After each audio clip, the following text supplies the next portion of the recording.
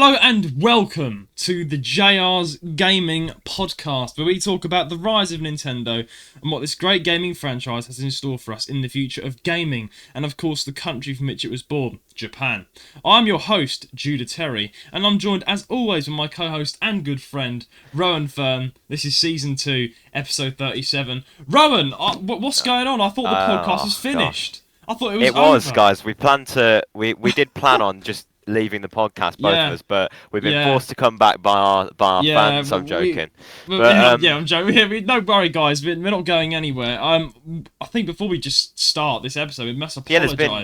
There's been 2 weeks without an episode. It's been 2 weeks without an episode. I was speaking with one of the fans in the Hangout, the VC, last night, and he was like, "What's happening with the podcast?" And I was like, "Well." Basically, and he was like, I thought it was like shut down because he said that you said the week before, the podcast is coming back next week, and then then that week we didn't have an episode either. Oh man, I felt awful. I felt awful because we upload. We've never missed a single week, really. I don't think. I mean, if we did, we always notify. We always get like a. Well, we used to do a solo or something. Oh, we do a solo, but I was like, well, so much has happened in the world, in everything. I was like, well, a solo wouldn't cut it. That's the thing. A solo would not cut it. I don't think we're going to get everything in this episode because I think the world. Why is it like when we just don't do an episode, the world just goes to shit, and we're like, oh dear. Okay, we better do a two-way episode because here's the thing, guys. The reason the reason why we didn't do an episode for 2 weeks is because obviously Ryan was busy. I was busy on different things and different occasions. And solo, I mean, Eli was also not available and the other team were not available. So it was like, well, here's the thing. We are stuck between two choices. Do a solo, which was the plan, or do a two-way. And I'll be honest, guys, let us know, because I think we need to know. But we think that a solo would not cut it. We'll do solos, but to be honest, I feel like you guys like the dynamic between me and Rowan. That's what this podcast is. Yeah.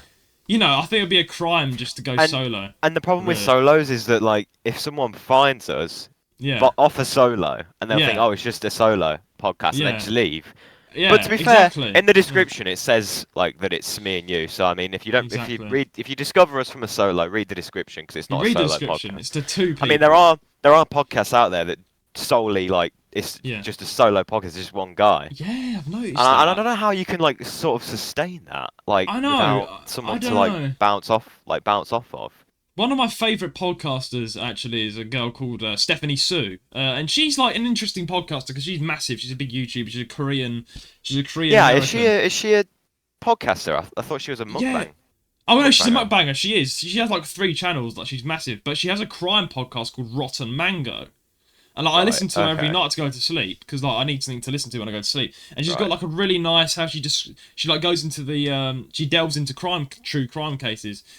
She's like a one-person podcast, but her husband is always behind the camera. You never see him; he never shows his face, but he's always behind the camera, and I like it because like he like some episodes he doesn't even talk, but he'll just chip in like, oh, that's bad, really. Like, you know, it's kind of interesting because like she'll be saying that if you're like a first-time listener to like her podcast, like you'll be hearing her delve into a story, and then all of a sudden you hear a man's voice in the back being like, "Oh dear."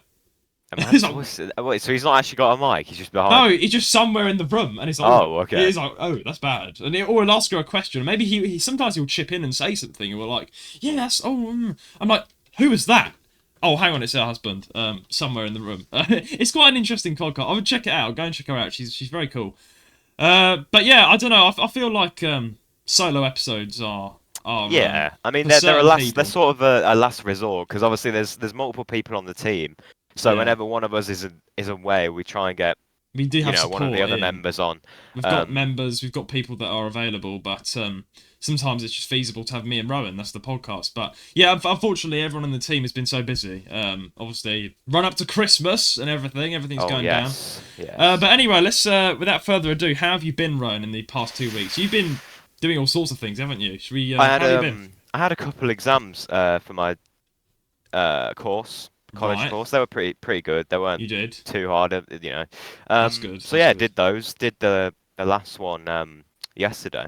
Oh yeah, I remember. That must have felt good to get that off your chest. Oh mate, and then last night, like Friday night, after I'd finished them all, no more revision to do. It was amazing, man. That Shut feeling. the revision in the bin. But yeah, because like I'm assuming when you did your GCSEs as well, after you'd finished all of them, it was like the best feeling in the world. Oh, it's like better. The feeling's better than drugs when you finish. Oh man, it's like it didn't feel real for me because like the period of exams is so long. Yeah. Afterwards, like when I'd finished the last one, because I finished early as well. I finished in the morning. Yeah, and I was just stood out like outside the place for like 10 minutes waiting to be picked up, and in that 10 minutes I was just stood like breathing in the air thinking this doesn't feel real. Taking in the nature. Taking the nature, the Tesco's, the everything around you, oh man, that's just the wonderful nature of the UK. Yeah, but I've also been getting in the Christmas spirit. Now I haven't. Oh, of course he has. Forgive me. I haven't. Cut me some slack. I haven't started listening to Christmas songs yet. Oh, that isn't. I like to save that for like the end of November, like the 20th, right. like the 20th, like for November. I agree with you. That is one point I agree with you there. I always listen to the Christmas music like halfway through like November or towards the end of November. Yeah. And then December, hell yeah, we're playing that Christmas beats. But yeah, I mean, you of course, you're the Christmas you're the one who lets us know when Christmas is in each episode. Like you are the connoisseur.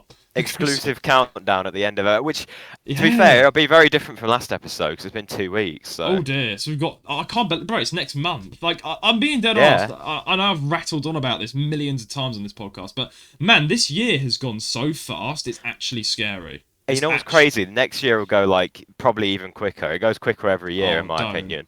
Like 2023, I thought 2023 was quick, but 2024 has been like. It felt like it's like an otherworldly experience, and I'm not even trying to like big it up. Like, and for me as well, like I've not had a job all year, so I've been unemployed all year, been going through a bit of a state. And you would think, right, not having something to do, right, you know, I'm just living each day vicariously, no schedule. You would think, oh, well, time must go really slow. It hasn't. It's just, it feels like, and I've said this a million times, and I still say it now, this year. It feels like we just came out of the previous Christmas. I remember being on the phone. But it does. You know what's crazy though? You know what's crazy? Remember when? What's it? 2021 New Year's Eve. We were on the phone. Yeah, we were. Oh, I remember that. I was. Yeah, I was still. Year. Yeah, I was still fat, so that's how you know it's a while ago. But Rowan is, Rowan is nothing near fat now. Rowan, you're more fit than me. Like you've gone from, you've just sigmaed up, bro, and it's like oh no, I've been all my life a skinny twat, and I still am, and you've just overcome that. Of course, when Rowan eventually shows his face, you'll see.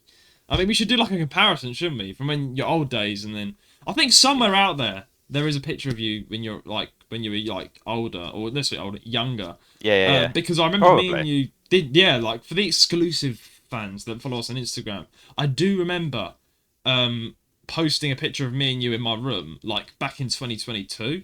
And it's not up anymore. It was on a story, and that was it. That was like a little secret sneak peek. Yeah. Rowan is available, guys. That. You have to find it. You just have to find it. That's the thing. But right, it's out there, isn't it? If you want to see my face, if you really like dig deep. But here's the thing. It's on the podcast art. That's what you look like. It's just an art form of you. Oh yeah, it's the art form. But it's out that Yeah. Here's the thing, and here's the thing now. It's slightly outdated. The one that remember when you said you took a picture of us like when we met, and you were like the last time we met, and you were like the co-host himself or something like that. Yeah, I remember that is outdated now. Really? Because I still got like a baby face, but now I'm getting like facial hair in that. You're getting facial hair. That is no one's sign. I've not taken like any. I've not uploaded any pictures for like ages and ages.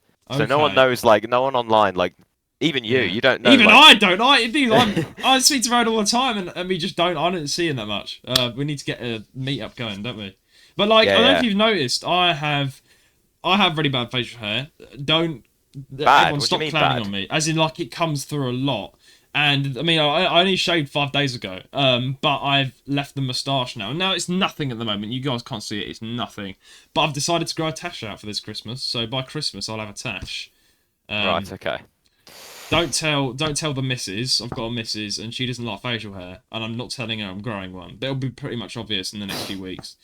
To be fair, they don't. In my experience, they don't. They don't. I'm not going to get too much into my personal life, but like, you'll know. I know. and Yeah. Yeah, they don't. That's all I'm gonna say. They don't. That's your experience with I women. mean, they don't. to be fair, like I think I have heard a few like Yeah. women like say like, oh, I like a man with like a really good beard, but like a lot of them I've encountered are like, oh my Yeah. god, I hate facial hair. So it's like, oh yeah. I mean, that's an interesting take because I don't think I've ever actually no. I know one girl that loves a man with a good beard, and her boyfriend's got like a massive what, like a Santa beard? Oh, he's got the they're like, you know, the I don't know, take the game Ark, Primal Ark, the dinosaur game, the default like a caveman. Yeah, like a proper like he's done it in a knot as well. He's a rocker. I know him. He's like 28. He's quite an old It's all boy. preference, I'm guessing, but like a lot of them I know don't like it. I mean, well, funny thing about my friend is he's been with his partner for like 9 years, and she said to him one day, he's been clean shaven for a long time, right? I've known this guy for years. And she said to him, I love a good man with a beard. And he was like, why didn't you tell me sooner? And now look at the man. He looks like Santa, but with a brown beard. He does. He looks like a Viking. He looks like a proper Viking. That's probably the better way to say it.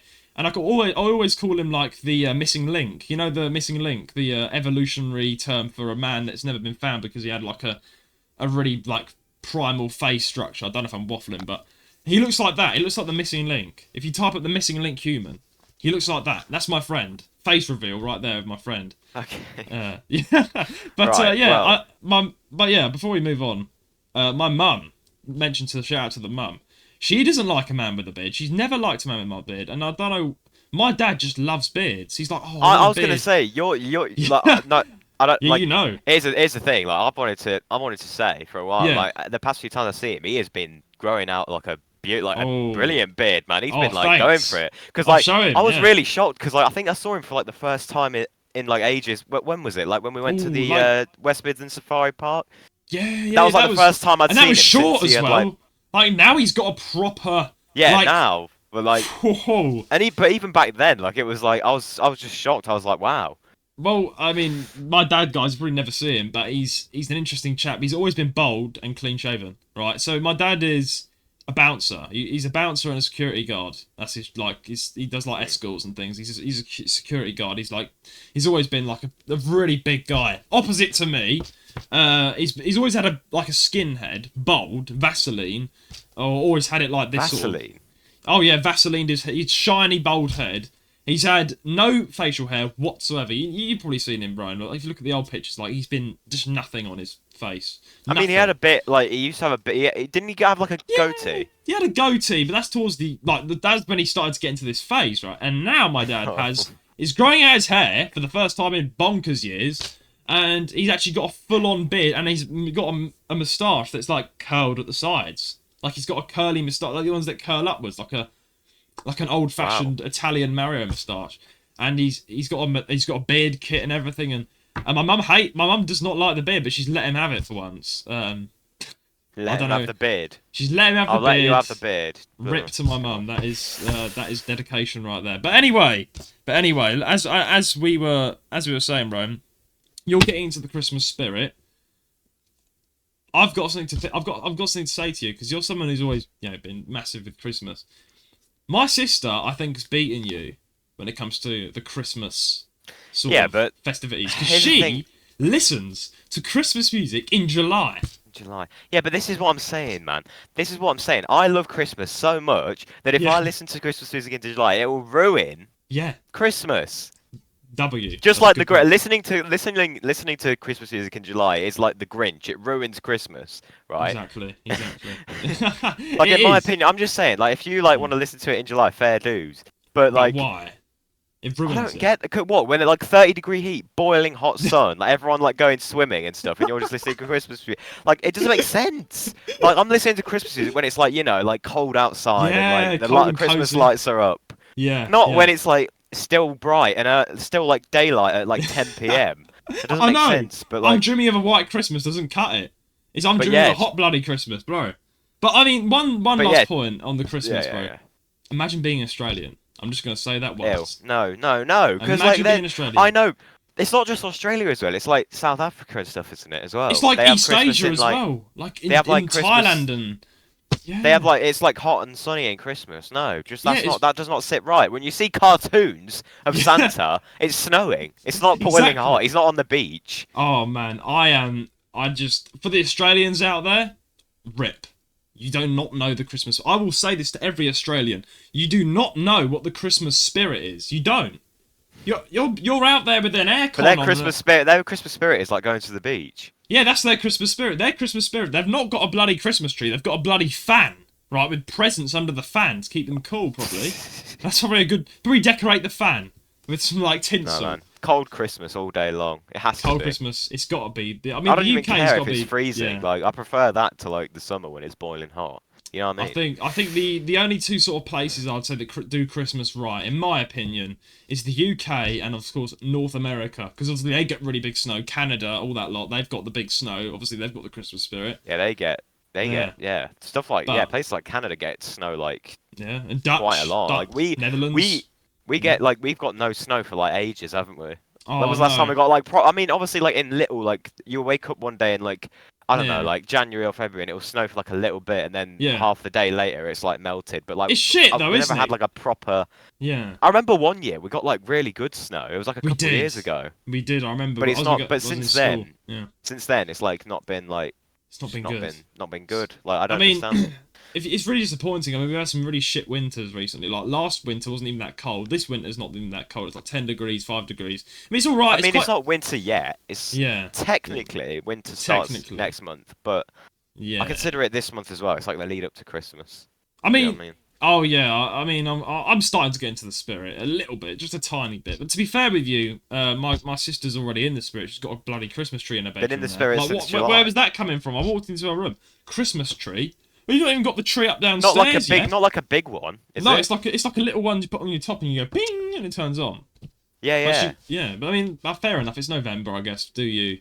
But it's what the sad thing is about the winter in the UK being so rubbish. Like you open the curtains on Christmas morning or any morning running up to Christmas, and you see the snow coming down. You're like, oh, it's snowing, and then 5 minutes later, it's all gone. Because it's melted. Fair, like I can't remember ever like having snow on the lead up to Christmas. It's always been like at January, February. Yeah, it's a bit late, isn't it? But I think that has happened though. Like probably 2 years ago. I remember like I opened the curtains. Everyone in the house was like, "Yes, party! It's snowing." It would be like you wake up and it's like snowing. You're like, "Oh my goodness, it's snowing!" And then you go downstairs, have some breakfast, around the house. Get your boots on, get your coat on, go outside. It's all melted. Go outside, but no, it's all just melted. It's just really and you know like afterwards where it's like all like sludgy and slushy. It's like grey and like nah, man, that's not it. Nah, that's dangerous as well. Like the amount of times I've they have to put like flat that, like on my salt. face. They have to put like salt on the road. Yeah, you have to put salt on the road just to stop and put a bit of pepper. Why do we put pepper on the road? That's a good point. Why? Because no, it's like salt. It's salt rocks, isn't it, or something to like stop the skiddiness of the road. Yeah, but even so, like you're not got the full package. Just putting some salt on the road. Get some pepper in there as well. And vinegar as well. Yeah, exactly. Why aren't we getting? If we're gonna get salt on the road, come on, folks, get the pepper out, get the vinegar out, and see what happens. Okay. Why not? I'm going to do that this Christmas. I'm going to go outside just for the Jowls Game podcast. You'll go outside. All your neighbours will be like, look outside and see a guy just putting pepper on the road. Yeah, but you never know. And they'll think, what neighbourhood am I? They'll think, what neighbourhood am I living in? I mean, you can't have salt without pepper, in my opinion. So no, that's not true. Because like, what? You can't. That's not true. You know that. What? It's not true. No. If you got fish and chips, everyone gets salt out. No, get the pepper out as well. I agree, but. Yeah. There's some people who just get a portion of chips and like just have a bit of salt. Have you never heard of that? I've heard that's of why it. It's called. No, that's why the crisps are called salt and vinegar, not salt, pepper, and vinegar. I don't feel that's right. Pepper's important, mate. Salt brings out the taste, but pepper brings out. Yeah, but here's the thing about me and pepper. I've not had a very good relationship with pepper because every time I put pepper on stuff, I put too much. Oh no! Like accidentally. So, no, it's not good. I mean, it depends what kind of pepper you've got, like ground pepper. I mean, to be honest with you, yeah, ground pepper's like the most common one, isn't it? Yeah, but like, what's that? There's another one that's like, I don't know, it's like weird. Like, black, I don't know. Black pepper, I don't know. I mean, to be honest with you, I think I have made a mistake once because I use way too much salt anyway in my diet, and that's bad. I'm a very bad, unhealthy man. What do you mean you use way too much salt? I always having salt on everything, on your cornflakes. Not on the cornflakes. In your tea. I mean, no, not to that extent. But when I've got like a dinner, I'm always putting like a bit too much on, and then. To be fair, I've seen that before. Like I went round your house for tea once, and like I was just like eating what was cooked, and you went, "Mum, can I have? It needs some salt." And I'm like, "What do you mean?" You know me. I mean, because for me it was flavourful enough. I'm just saying. I mean, yeah, but you're healthy then, because I always need to have some salt on it, and it isn't good. Kids. I mean, a bit of salt is fine. That doesn't hurt. Yeah, but like, do you like how much salt are you talking? Do you like proper shake it on top of it? I'm talking a good like. 10, does it not ruin the meal? Like covered in salt. Does it not ruin the meal? Sometimes it does. Like sometimes I've put too much on. I'm like, this is shit. I've ruined it now. The one time I'm trying to get to is one time I was talking to someone and I forgot that it was the salt in my hand. It was the pepper shaker, and I was going proper me mode with the pepper, thinking it was the salt, and then I just realised last minute it was the pepper. I was like, oh. How did you not realise it was the pepper? It's a totally different colour. I know, but I was talking to my friend and I was like, oh, yeah, it's like a one-track mom, and you're not thinking about what you're doing. You just, yeah. I ended up like just hating the meal because pepper isn't that good in big amounts. Oh, nor is salt. So there you go. That's my take. That's my take on salt. But yeah, Rowan, you put on the plan that you're returning to Roblox. I mean, yeah. I was gonna say let's bring that in a bit. Well, we've been on Roblox with Beloon. We've been on Roblox with our team, yes, Beloon and Luke. Yeah. Luke, and we've been, and here's the thing. Here's what I wanted to address. Right, is that when I go on Roblox, especially voice chat, I'm not me. I'm troll. I'm a troll. I go on to troll. Right. So if you see me in game, let me know that you know who I am, that you're a viewer, and I won't. Then I'll say, right, I won't troll this guy. He's a good guy. Exactly. Right? Otherwise, if you don't let me know, there's some trollage heading your way. That's all I'm saying. There's some trollage coming. I mean, that happened last night, actually. Me and Ryan and Beloon and Luke were just like in the Roblox game, and we were like going on Vs. I mean, I've got to say, voice chat's the stupidest thing Roblox has brought in. Roblox has ever had, man, because it's such a big mistake. I've been banned so many times for accidentally slipping up. Yeah, for accident, and it's not even like. I think I got banned for 5 minutes on voice chat for saying stupid. Like, me too. They've gone way too. I said the word fat. I was talking about a PE teacher and I said the word fat because he was fat, my PE teacher. I'm not going to say his name. If he's listening to this, I've got some. She has a podcast, but we're not going to go into that. My PE teacher, I was talking about my PE. Should we promote it? Should we promote it? No, we really can't. I mean, I'm tempted now, but we'll have to see. But yeah, anyway, I was talking about a PE teacher on voice chat, and I just said he was really fat, and then I was like, "You've been banned for 5 minutes." You said his name as well. I said his name. I don't know. I mean, me and Rowan have a constant joke about my PE teacher. If he's listening to this, then sort yourself out. You're overweight. Whoa, or don't do what you like. Do what you like, it's your own choice, isn't it? He's one cheeseburger away from a heart attack, but I mean, just do you. I'm trying to like keep it peaceful on the podcast, but this guy's going like full blown. Yeah, like we're going full blown good cop, bad cop vibes here. That aside, I mean, I got banned from Roblox for 1 day. You know. You did. You had to go on see Mario VA. I had to go. I had to go on my old account, and I was annoyed because I haven't grinded on that. I got banned for 1 day for apparently harassment, and like I wasn't even harassing anyone. Wait, do you want to say what you said that got you banned? Someone reported you. I said like fudge and fudges or something. No, you said who here likes Korean faces. Yeah, I was like, it. Yeah, someone like reported me for saying I was like making a joke. I wasn't being racist or anything. I was like, who here likes the Korean faces? I was trolling around because they're like, because you didn't even. I don't even think you knew what that meant. Like, no, that's just like a troll thing. We were trolling about, and obviously I can see why they thought that was racist or harassment, and to all my Korean friends and everyone, don't take this personally. I thought you'd like get on and like make an apology video. Like I get an apology video. We were in voice chat joking about a Korean meme, which I'm not going to say, just we're not going to say. But What's it? I'm not going to say what it was. Yeah, you know the meme. Was it the song? No, the interview. That's as far as I'm going to go. The two people standing. You know what I mean? I can't remember, man. You'll have to tell me after. I'll have to tell you after the episode. But yeah, we're talking about that, and then it's led to one thing to the other, and apparently I sounded racist. One thing led to another. Listen, I'm gonna have a take. I'm gonna have a take here. I'm being dead ass. I'm not going too much into my personal life, but a lot of people think I'm racist. A lot of people think I'm racist. Yeah, it's a big thing. It's a big thing. Like, people are like, you're racist. Like, even like people like. What, viewers? I'm not going to go into it. Not viewers, no. Like, just people around me. They think I'm racist. I was going to say, like, because like we do, there's no reason for the viewers to think. Oh no, no one's come out and said I'm racist or like on my viewers. But like, I joke about a lot. I've got to put this out. I'm quite the comedic chap, and I do joke, and sometimes I go too far with my jokes, and that is the truth. Sometimes I have to like catch myself out, even with my friends. Like, maybe that joke was too far. Because, like, me being me, I've always had an issue with joking, like... And then when I'm on a roll of joking and comedic stuff, I'm like... I'm going and going and going, and then sometimes something will slip out, and I'm like, actually, that was a bit bad. I've always had that issue, but, like, I don't know, I've got a lot of people... My friend group is very... How do I explain it? Multicultural. So I've got friends from... literally every country, you name it. That's just me. Like, I know a lot of people. And in that sort of dynamic, I don't know if you've noticed, mate, if you've got... like cultural friends, when you get to know each other, I mean, I'm a very dark humoured guy, and so are my friends. We tend to make jokes that are racist, but it's in a friendly manner because we're friends. Like, we joke around like our racism. Like, I'm not saying racism is good at all. It's very bad. It should not be a thing at all. So it's a bit like Master Uruguay. Well, Master Uruguay was crossing the line in my opinion. But like, what I'm saying is, like, I've been. When I'm with I'm so used to like making jokes with my friends and like pushing the boundaries, and they push the boundaries. It's like I've literally like I'm not going to go into it on the podcast, but you know what I mean.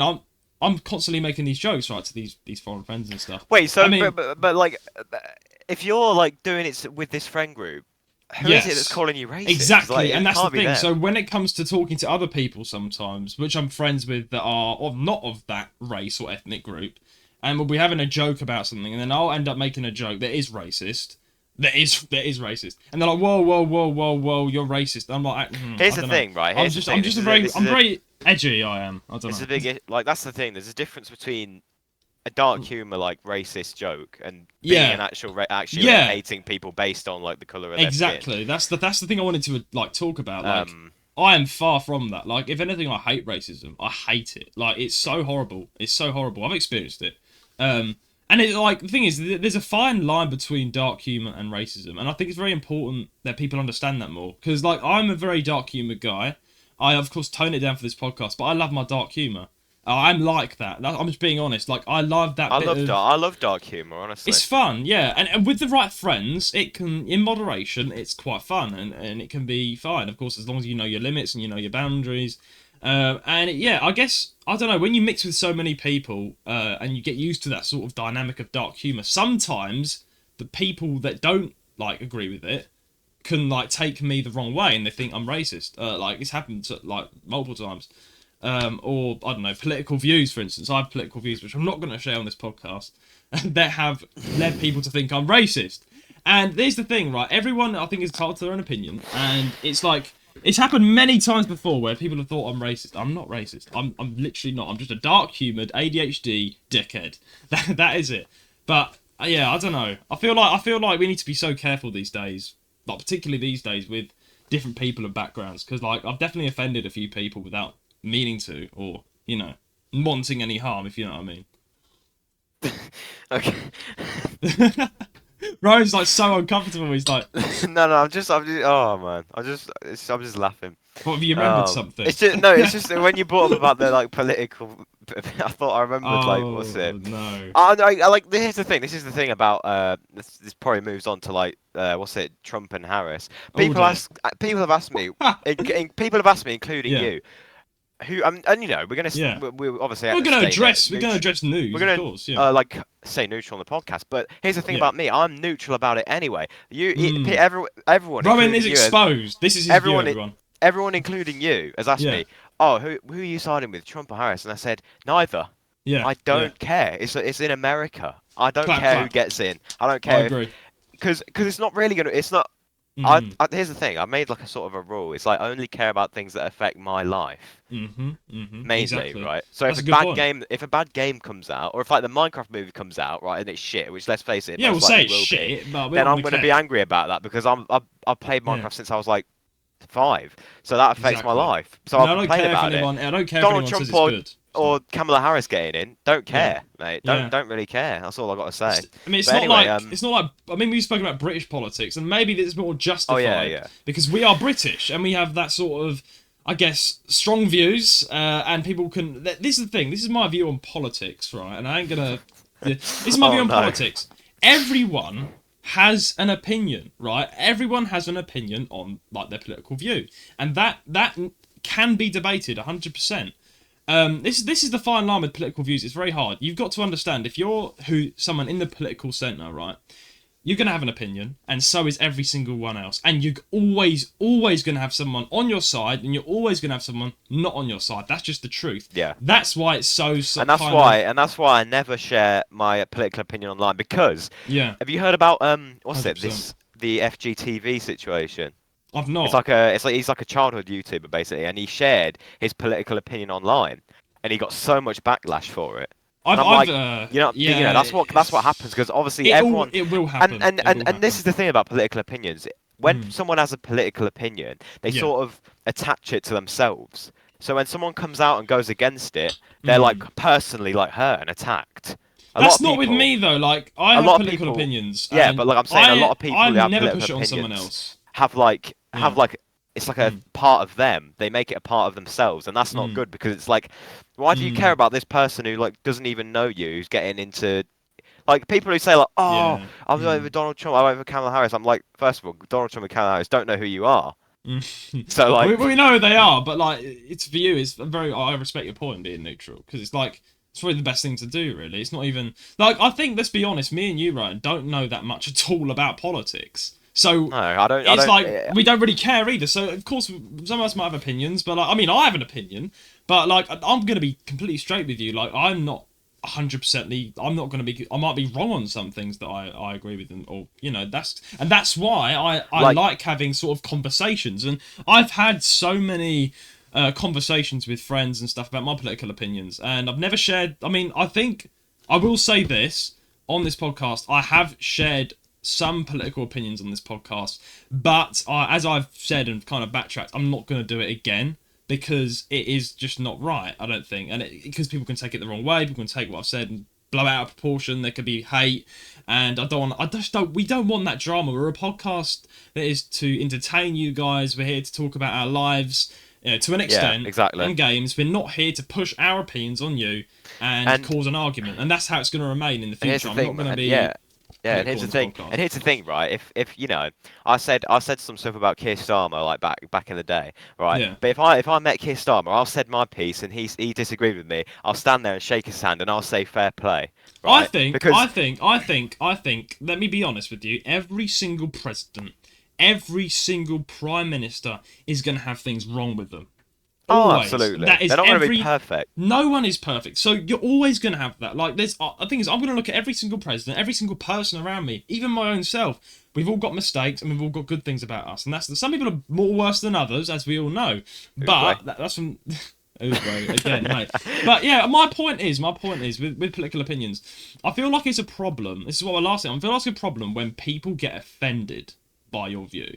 Now, that's the thing. I mean, I've shared my political opinions in my circle of friends, in my people that know me, and I have had good and very bad feedback. Like, I've had people come to me for whatever British political opinion, anything, and they've come to me and they've said, I disagree with you for this, this, and this, and then I'm like, I completely understand. That's how it should be. Exactly. Yeah. But here's the thing. This is how a political opinion should be. It's like, I think this way, and then the other person's like, I respect your opinion, but I actually think this way, and then shake hands, done. Yeah, exactly. Don't start bickering about it and getting offended. There's no argument needed. Exactly, and that's exactly how it is. I mean, in my friend group, I'm gonna be honest. If someone wants to know, I'll tell them, right? And if you disagree with that, that's absolutely fine, and I'm going to hear you out, right? And I've heard people out, and I've let them speak to me, and if I've got an opinion, I'm going to stand by my opinion, and my opinion is constantly changing as well, by the way. Like my political views are all over the place, to be fair with you. But here's the thing. What I do not like when it comes to politics is when people come to me, and they just because I have a certain opinion. They will use that as a personal attack. Because you hold this opinion, you are a bad person. That's what I disagree with. I've had people come to me recently and stuff, and it's because you hold this opinion, you are this, you are this, you are that. I'm like, no. Because this is no longer political though. When someone comes to you, it's no longer political. It's personal. It's a personal offence attack. I never go. Listen, I've never, and I never will go to someone that has a political opinion and use that to slate them. I would never do that.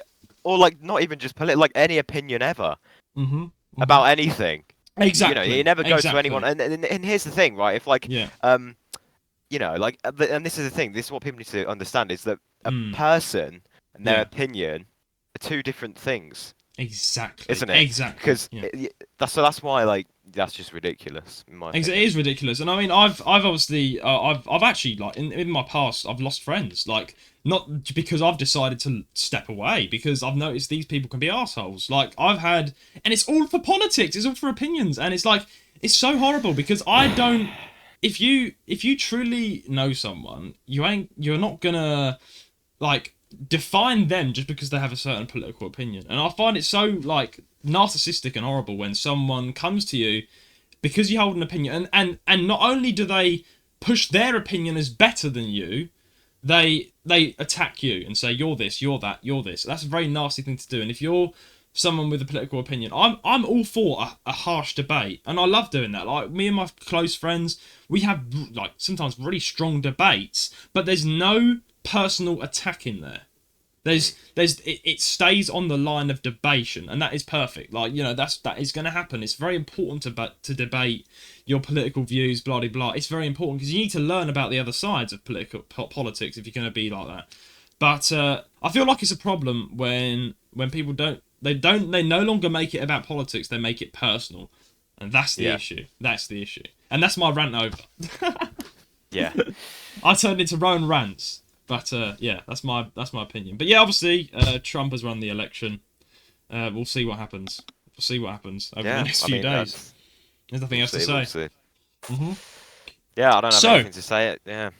But anyway, moving on, we have some exciting news. Don't be wrong. We have some exciting news. We are coming back with a bang on this podcast. We have some very special episodes lined up to close off 2024.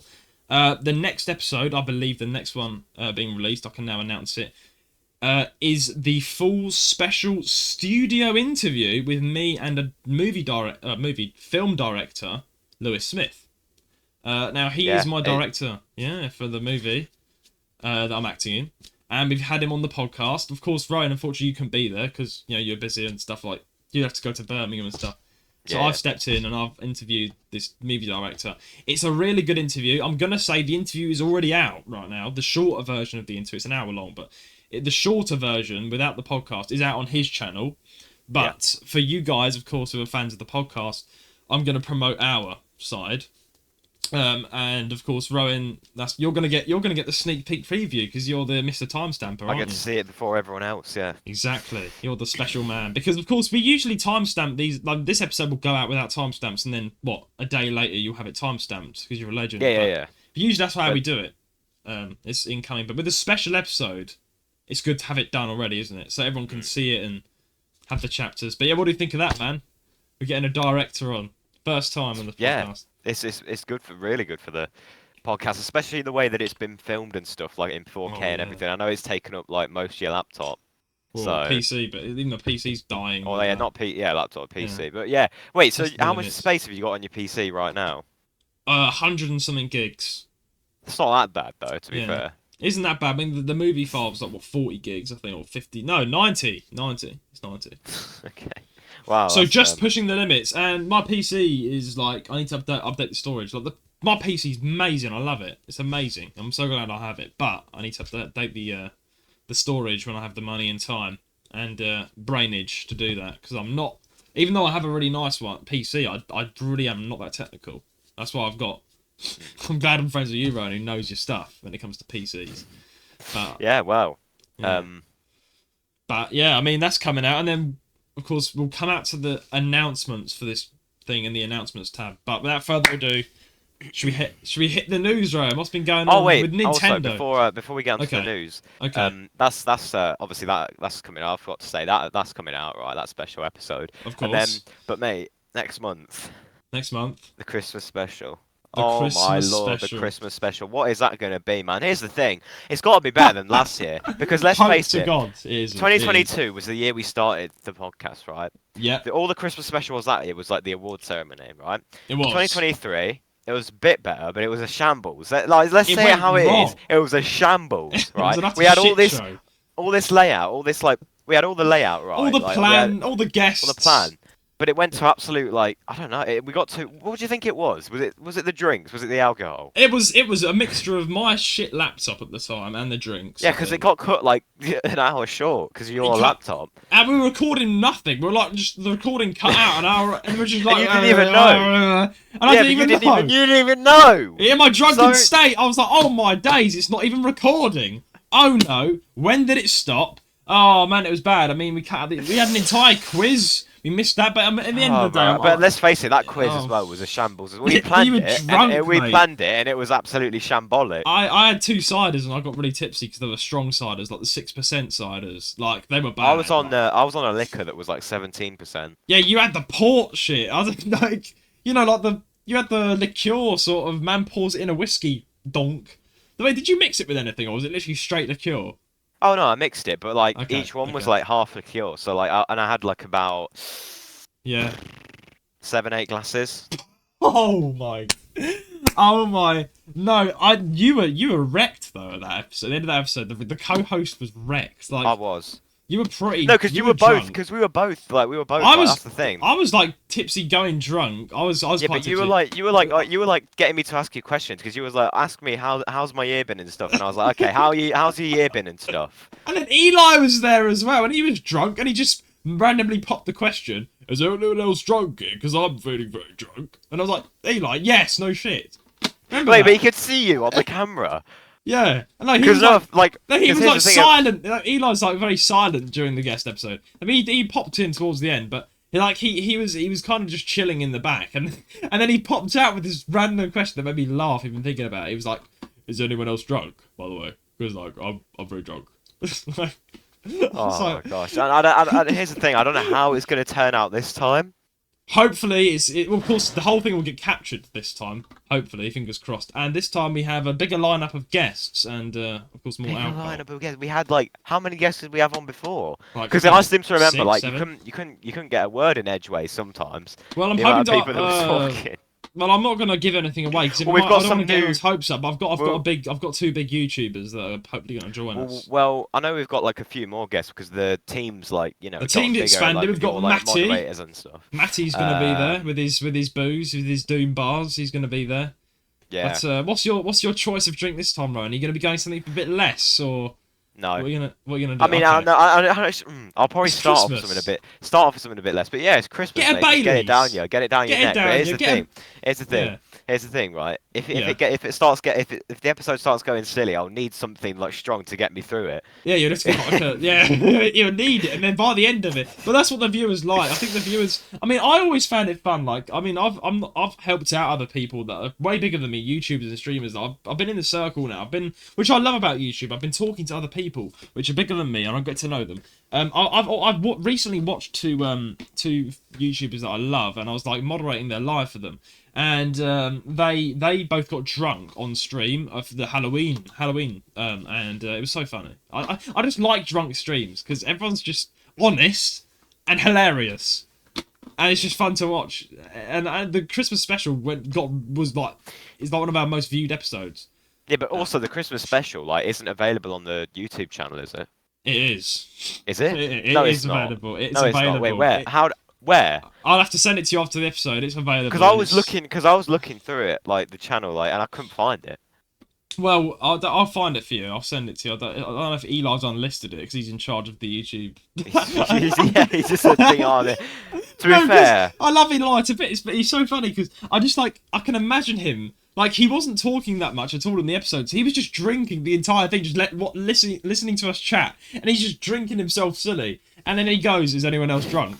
No shit. Eli, if you listen to this, love you, mate. Good to Gosh, have you on. imagine, like me and Eli debate about like what the Switch is, a handheld or a home console. Could you imagine us doing that both with like beers down our neck? That would turn into a scrap. That will.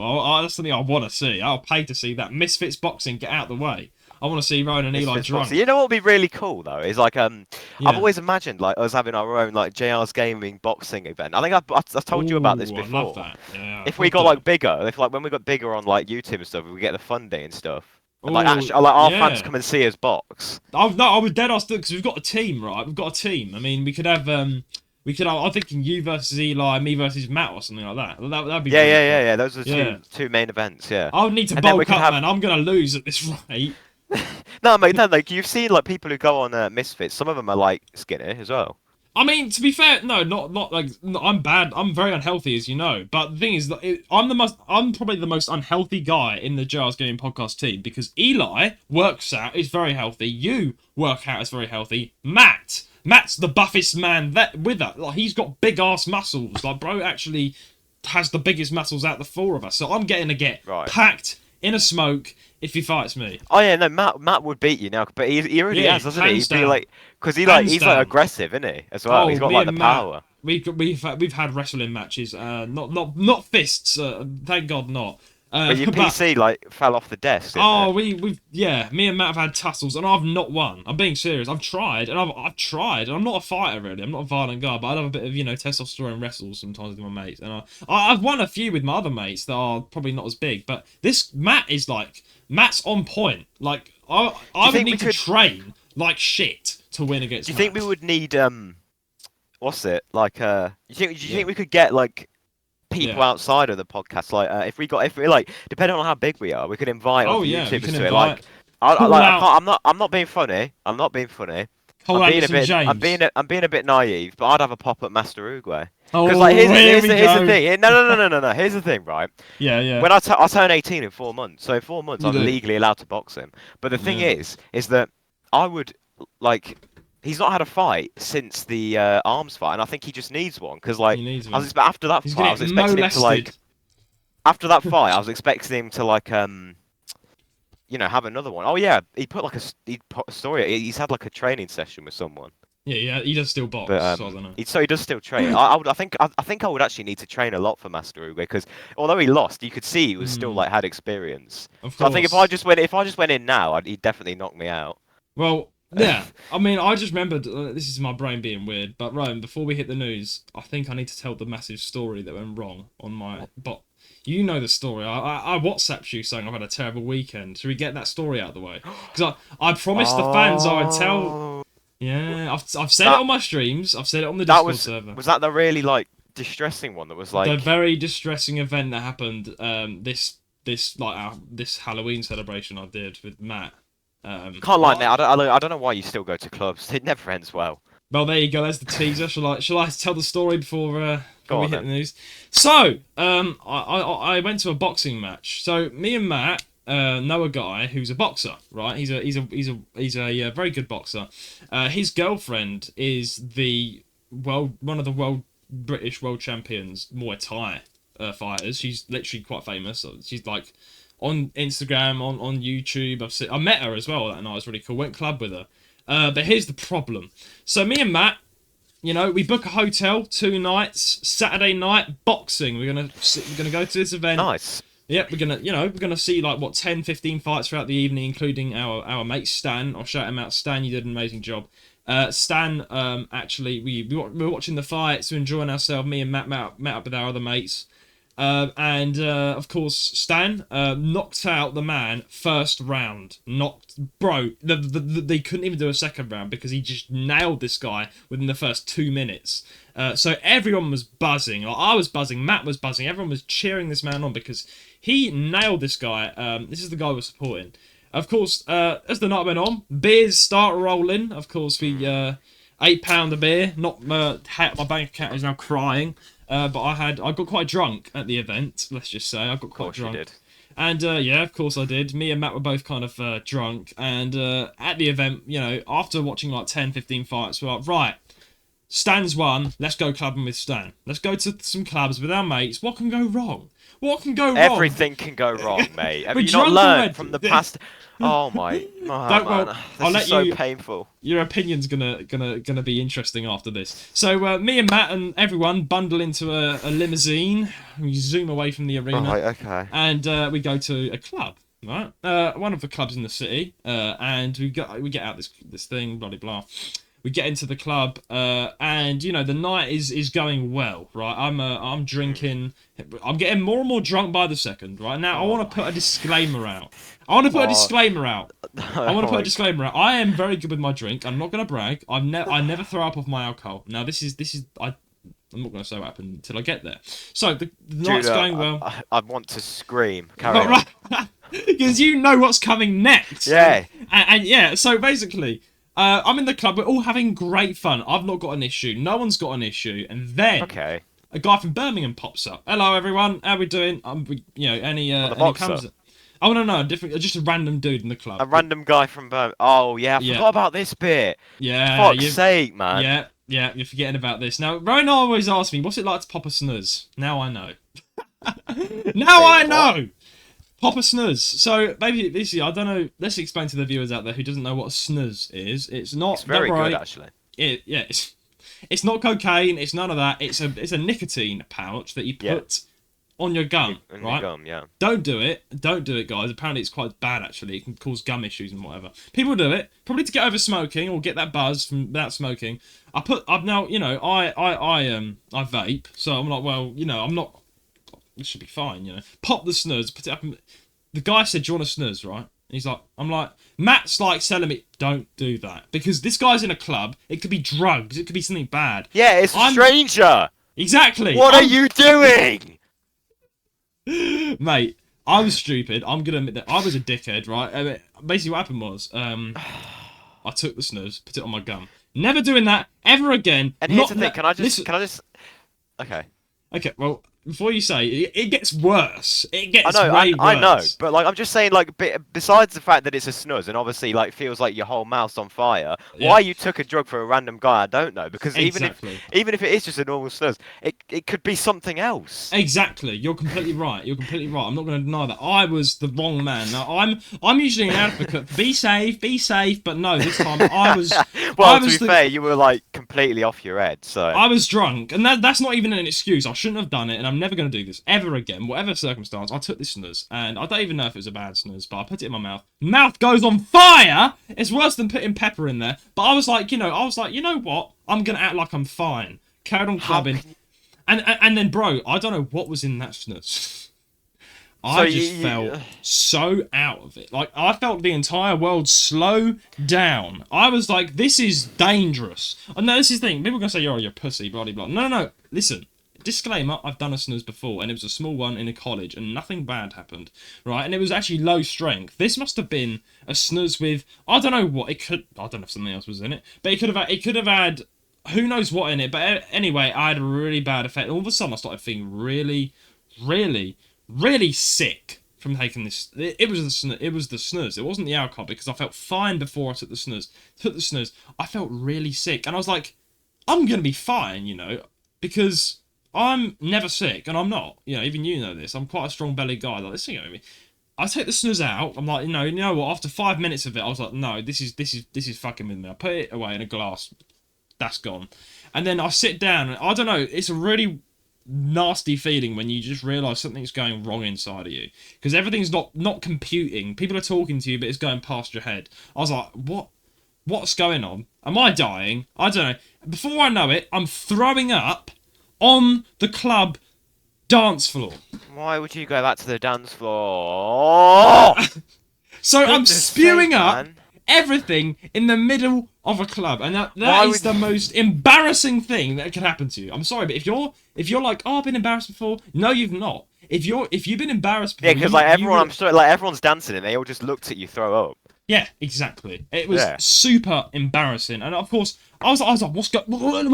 Now, here's the thing: I didn't want to run outside because what if I was sick on everyone else as I'm running outside? I didn't. I had to get it all out right there and then. And then I was like, you were like worried you just get like start being sick while you were running. So I was sick, and then I was like, okay, well, it's coming out, and then every single thing inside of me came right out. That's all I'm gonna say. Sorry for everyone eating their lunch. Even your organs. No, that's what it felt like. I've never been sick, so it felt really good to just get everything out. There's no way being sick can feel good. There's no way. I don't know. It didn't feel good. It didn't feel good because I was in the bloody club, mate. Anyway, so everyone's like, what the hell is going on with you? Like, what's going on with you? And of course, I just was like, right, I'm gonna go out. I'm gonna go out of this shit. I need to get away from all the music and everything. Went outside because my mates are with me. Like, what? You all right? And I was like, I don't know what was in that. Surely I thought you got kicked out for like throwing up on dance. Oh no! Of course, the security guards were like, "You all right, mate? Were you just sick?" I was like, "Yeah, I was sick in the club." And they were like, "It's fine. It's fine. You can come back in after 10 minutes after you've, made sure you're all right." And I was like, "This isn't even the worst of it, by the way. That's the worst part. That's the embarrassing bit over. Well, I say embarrassing. So I go outside. So right? chapter 2. Chapter 2. I'm outside. I'm given a glass of water. Everyone's being nice to me, and I felt like a dick. I was like, "Guys, I'm really sorry about that. I don't know why I threw up. I'm really sorry." Now, if it was either the side effect of the snooze, you'd never had that like amount before, or the guy put something else in it. Yeah, which to be that's fair, the scary thing. You never know. It could have been. I don't like to think about that, but yeah, guys, never do something like that. It was very stupid. Never take anything in a club that's like from someone else. Or just don't do drugs. That's a good thing as well. I just don't do drugs. But yeah, so anyway, I felt fine. Like honestly, after I was sick, I felt fine. I felt completely fine. I was like, you know what? Okay. I'm good. Let the party continue. Let the party continue. So I'm like, the security guard's like, you're good? I'm like, I'm good. Right, in we go. Back into the club. It's all been clean. I'm like, all right, fair enough. Yeah, I mean, apparently being sick in a nightclub's popular, which makes me feel a bit better.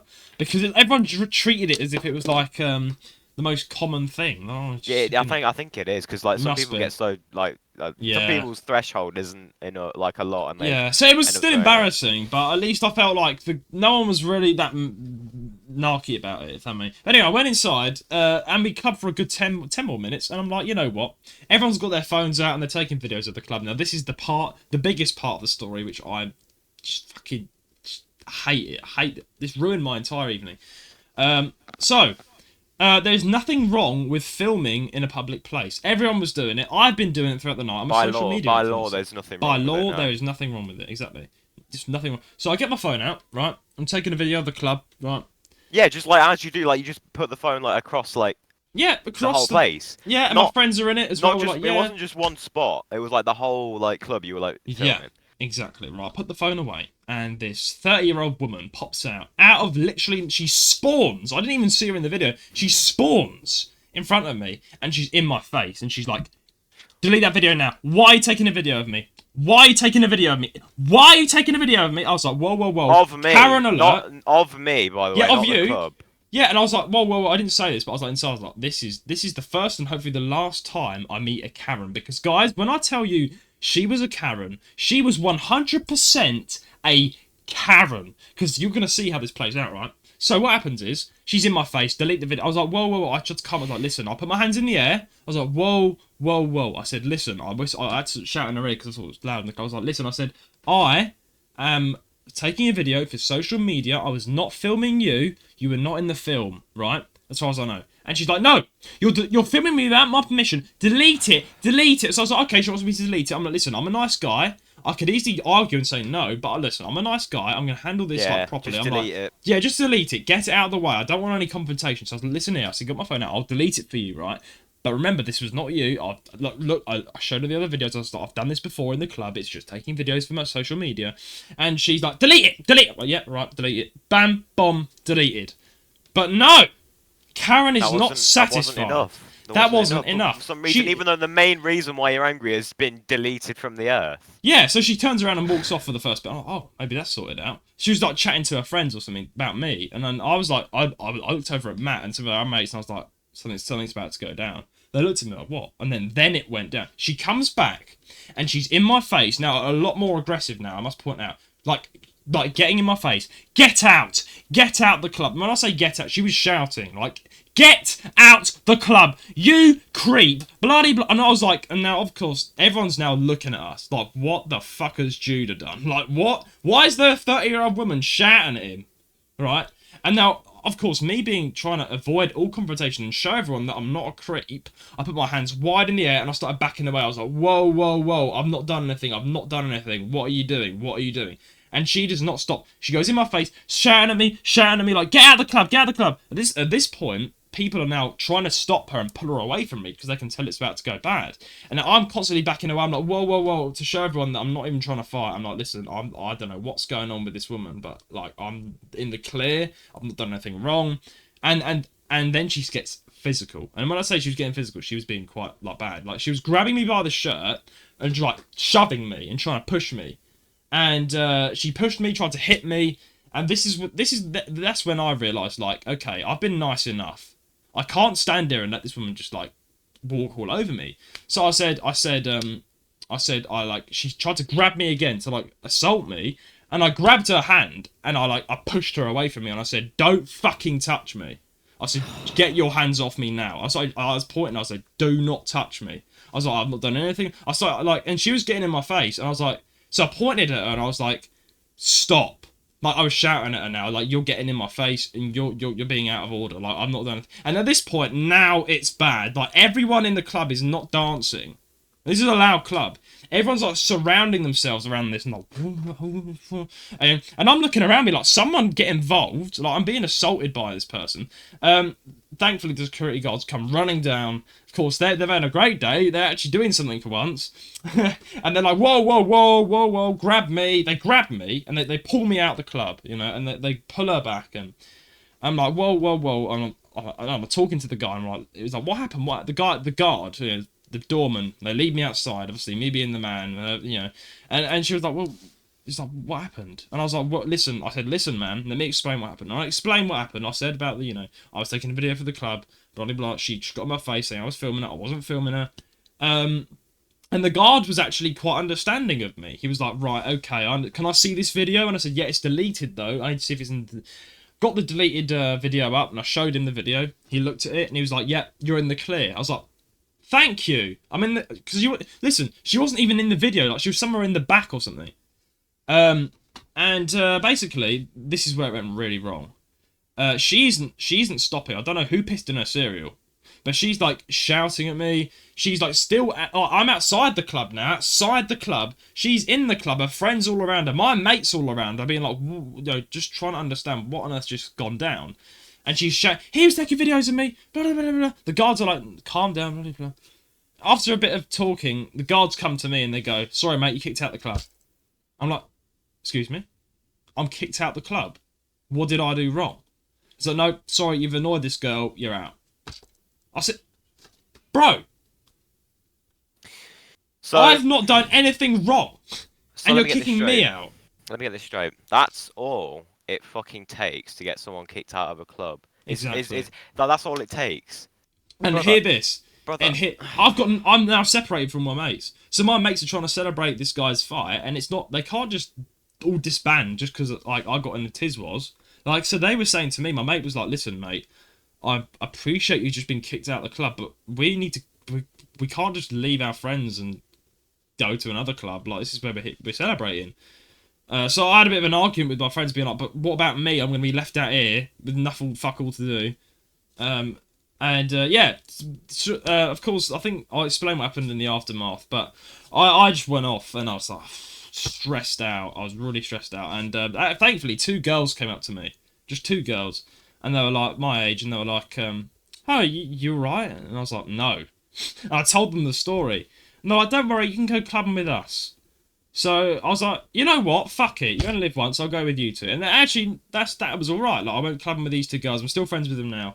We went clubbing, and my night got a bit better because I met some lovely people, and we had a good time in the end with them. Yeah, made some new friends, which was really kind of cool. But yeah, my phone died as well, but that doesn't matter. That's another story. Matt, Rowan, over to you. I don't know. I've just told the story. Yeah, the girl apparently has issues. Like I did some inquiring later on after the night after we went back. Apparently she has issues. She's problematic. And the worst thing is she was sober. By the way, she was sober. She was acting like that when she was sober as well. Not even a drink in her. She didn't drink. Bro. Well, Nintendo news now.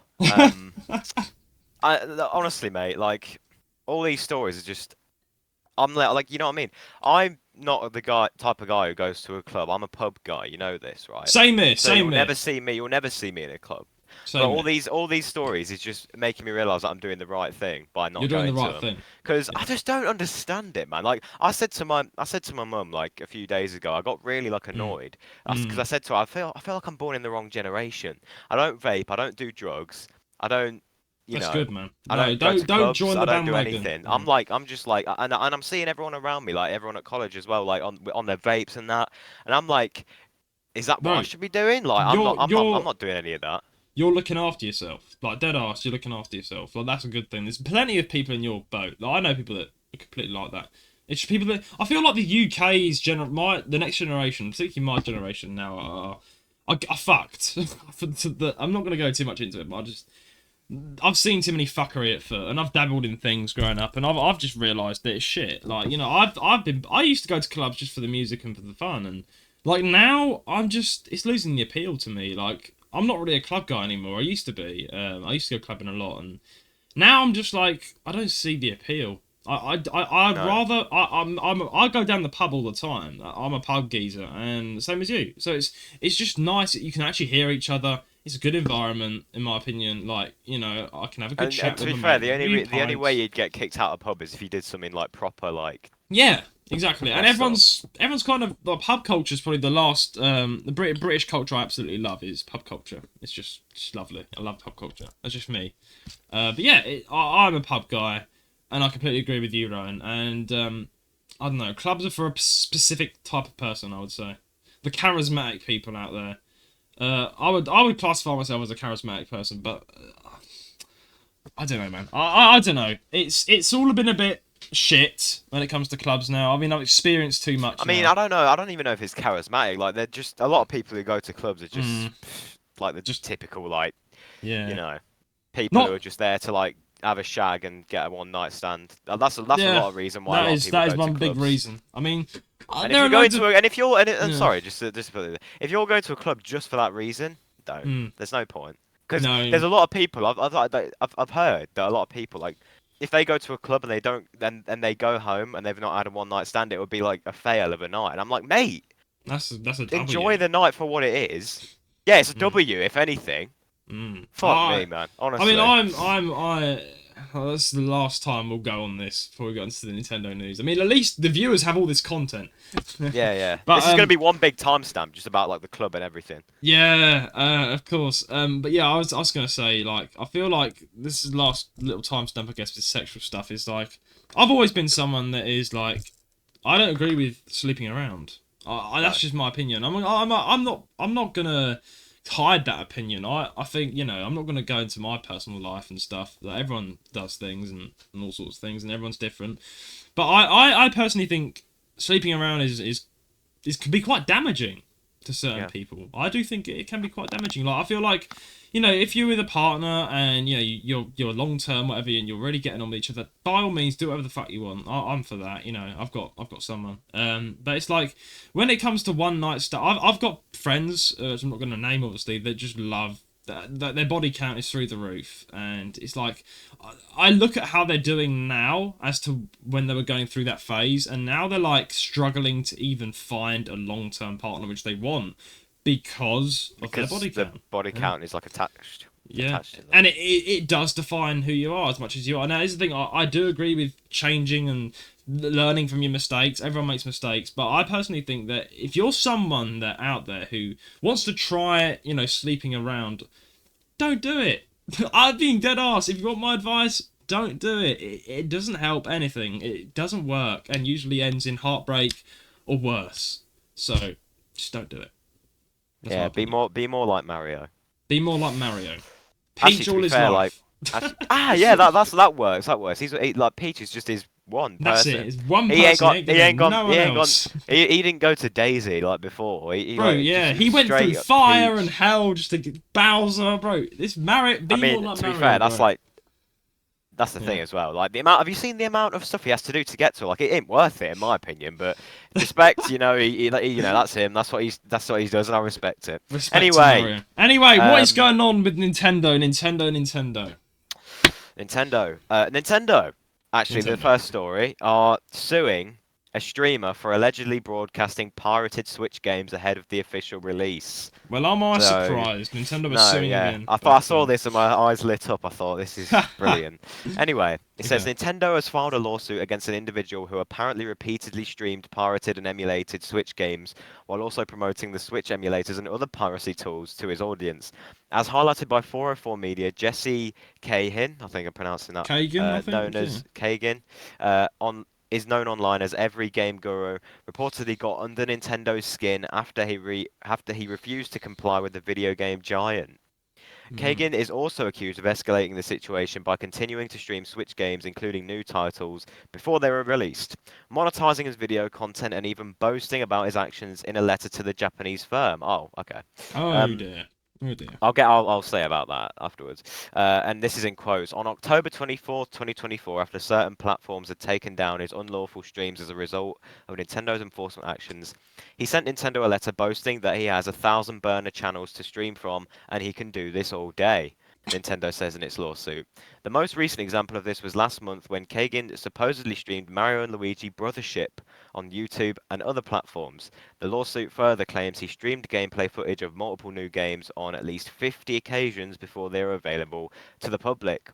Now, here's the thing.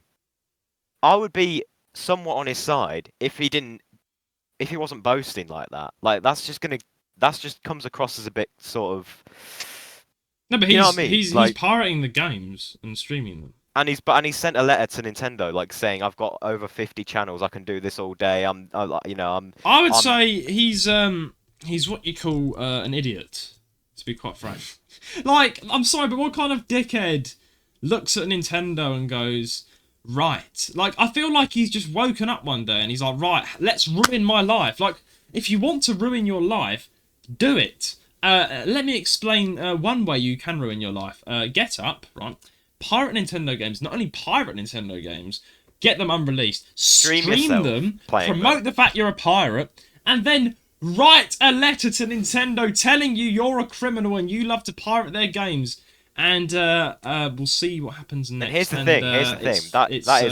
That is an easy way to ruin your life. Probably the easiest. That's the easy. That's like he's done a speed run of how to be a dickhead in 2024. Yeah, man. Now he's in a lawsuit. And to be fair, and you know what the thing is, depending on how big of a streamer he is, I'm assuming he's got a pretty good audience. He's probably making money off of like streaming the private the games. Oh yeah, he's in for however, a banger he is. How much money are Nintendo going to sue him for? Is it going to be another Gary Bowser situation? Because if so, mate, you could be mate. Here's the thing. This could just by streaming these games, you could be streaming. You could go from streaming all these games, having a massive audience, making so much money, to like living off of like soup kitchens and like not being able to pay your medical bills, like Gary Bowser. You know what I'm saying? So like your life could flip like a switch. He went prison, like. And also like Nintendo, like if he thinks if he like thinks he's going to win the lawsuit against Nintendo, don't. No one ever wins a lawsuit against Nintendo, mate. You know how much power they have. They can win a lawsuit like with one hand. Mate. Honestly, And here's the thing: I've already said about piracy as well. I'm all for piracy as long as it's like 3DS, for example. You can't get those games anymore from an official thing, except unless you pay like levels to it on eBay.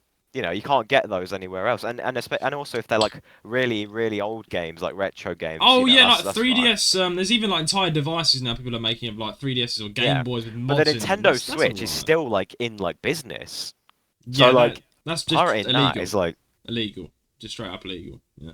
So he pirated Mario and Luigi Brothership like before it was allowed. Yeah, before it was out and streamed it. To be fair, Nintendo, you know, we shit on them a lot because they can be quite nasty to people that don't even deserve it. But this is deserved, I would say. Like, he's asking for it. And I mean, this is not like PlayStation. This is not Xbox. This is Nintendo. Probably the most brutal company you could mess with. Like, I mean, the phrase There's two phrases that come to mind with this whole news story. It's poking a lion, and second, fuck around and find out. Fuck about and find out. And play a stupid game, win a stupid prize. Yeah. Play a stupid game, win a stupid prize, and that is that's perfect. 3 phrases that sums up this story. I mean, I don't have anything else to say apart from he's just not right in the head. What is he? Is he Wait, dumb? let me. Is he living under a rock? I'm gonna look this guy up. What's his name? Every Game Guru or something. Every Game Guru or Jesse Kagan. Does he have a YouTube? I'm gonna look him up. It might be on Twitch or Kick or something. Probably if he's Kick. on those, I'm not. I mean, I'm pretty sure Twitch would probably get involved. I don't know how Twitch is. Every Game. What Twitch is like on piracy.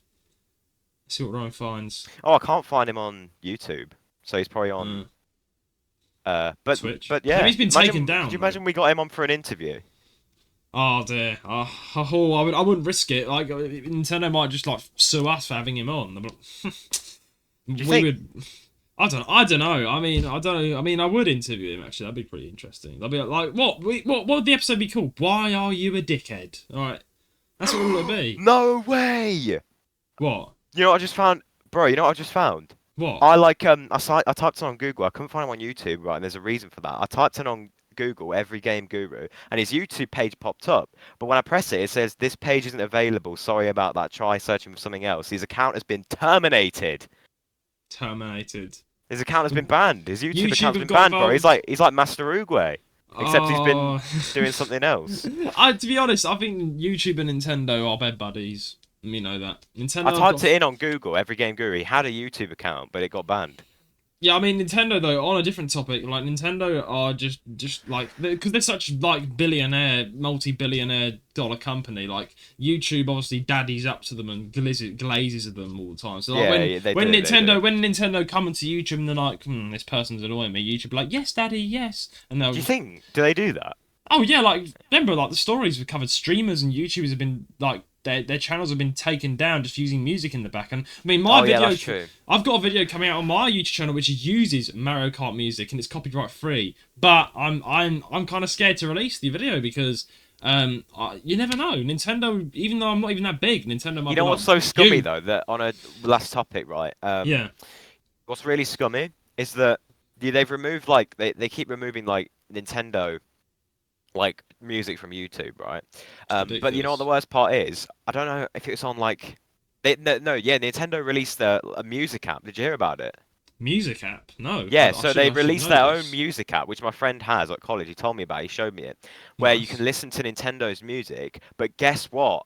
You have to have Nintendo Switch Online to access it. So they're charging people to listen to their music after they've taken it off YouTube. That's ridiculous. As if they don't, they wipe their arse with money, man. How much money do they need? They are money. I think that's just like money changed them. Money changed Nintendo. Like yeah, man. Where was that? It used to be about like the pride and the passion of like making the games. Yeah, Mario, the Game Boy, everyone loved it, and now Nintendo are just like slapping their fans in the face. And it's being harder. It's actually very hard to be a Nintendo fan, I think, in 2024 and upcoming because of how they're acting and. Deary me. But Nintendo, like, listen, what are they doing with all that money? I don't understand it. What are they doing with all that money? Like, they could be making an amazing console that beats every console right now, but they're stuck with these old hardware consoles. Like, what are they doing? Our last news story for today is more information on the Switch 2, so... Perfect. Could be it. Anyways, should we move on to the next story? Let's move on to the next story. Is more... I mentioned this earlier in the first story, but Mario and Luigi Brothership is the new game. Released, and it looks... my opinion, pretty good. But we're going to read this review from Nintendo Life and see the score on Metacritic. So it says, Nintendo's latest entry in the Mario and Luigi RPG series arrives exclusively on the Switch this week, and critic reviews are now rolling in. This is quotes. It says, Mario and Luigi Brothership takes this long-running RPG series to new heights in a high-seas adventure that's packed full of a top-notch combat, inventive variety, and positive and thoughtful story, and lots of signature comedy from the dynamic duo themselves. This is a big game packed full of surprises and fun, and the all-new Battle Plus plug system alongside lots of flashy specials and fittingly emotive art style and a world that brimming with puzzles and challenges make for a must-play in our book. On Metacritic right now, the aggregate critic score for Brothership is 80 out of 100, and on OpenCritic it's got an average of 79 out of 100. So What do you know about this game? Have you heard about it? I'm assuming you've I've been I was playing on my Nintendo Switch actually last night, and I was browsing the news channel on the Switch, and I saw the pop up. Now, funny enough, me being a massive Nintendo head, I never saw it pop up in my YouTube feed. I never saw anything about it. So you didn't even know it was coming out? No, I mean now I know about it because the news feed came, and then as soon as I saw that news feed, I don't know how the algorithm works. I started seeing people like reacting to it, and I've never had the chance yet to react to it. So being dead arse, all I've seen is the picture, but I'm excited because it's another new Mario game out there. Rowan, I don't mind, spoil it for me. What do you think of this Mario Brothership game? Well, like I don't know that much about it as well, but I knew it Okay, was coming out, and it's all I've seen is like the screenshots from it, and okay.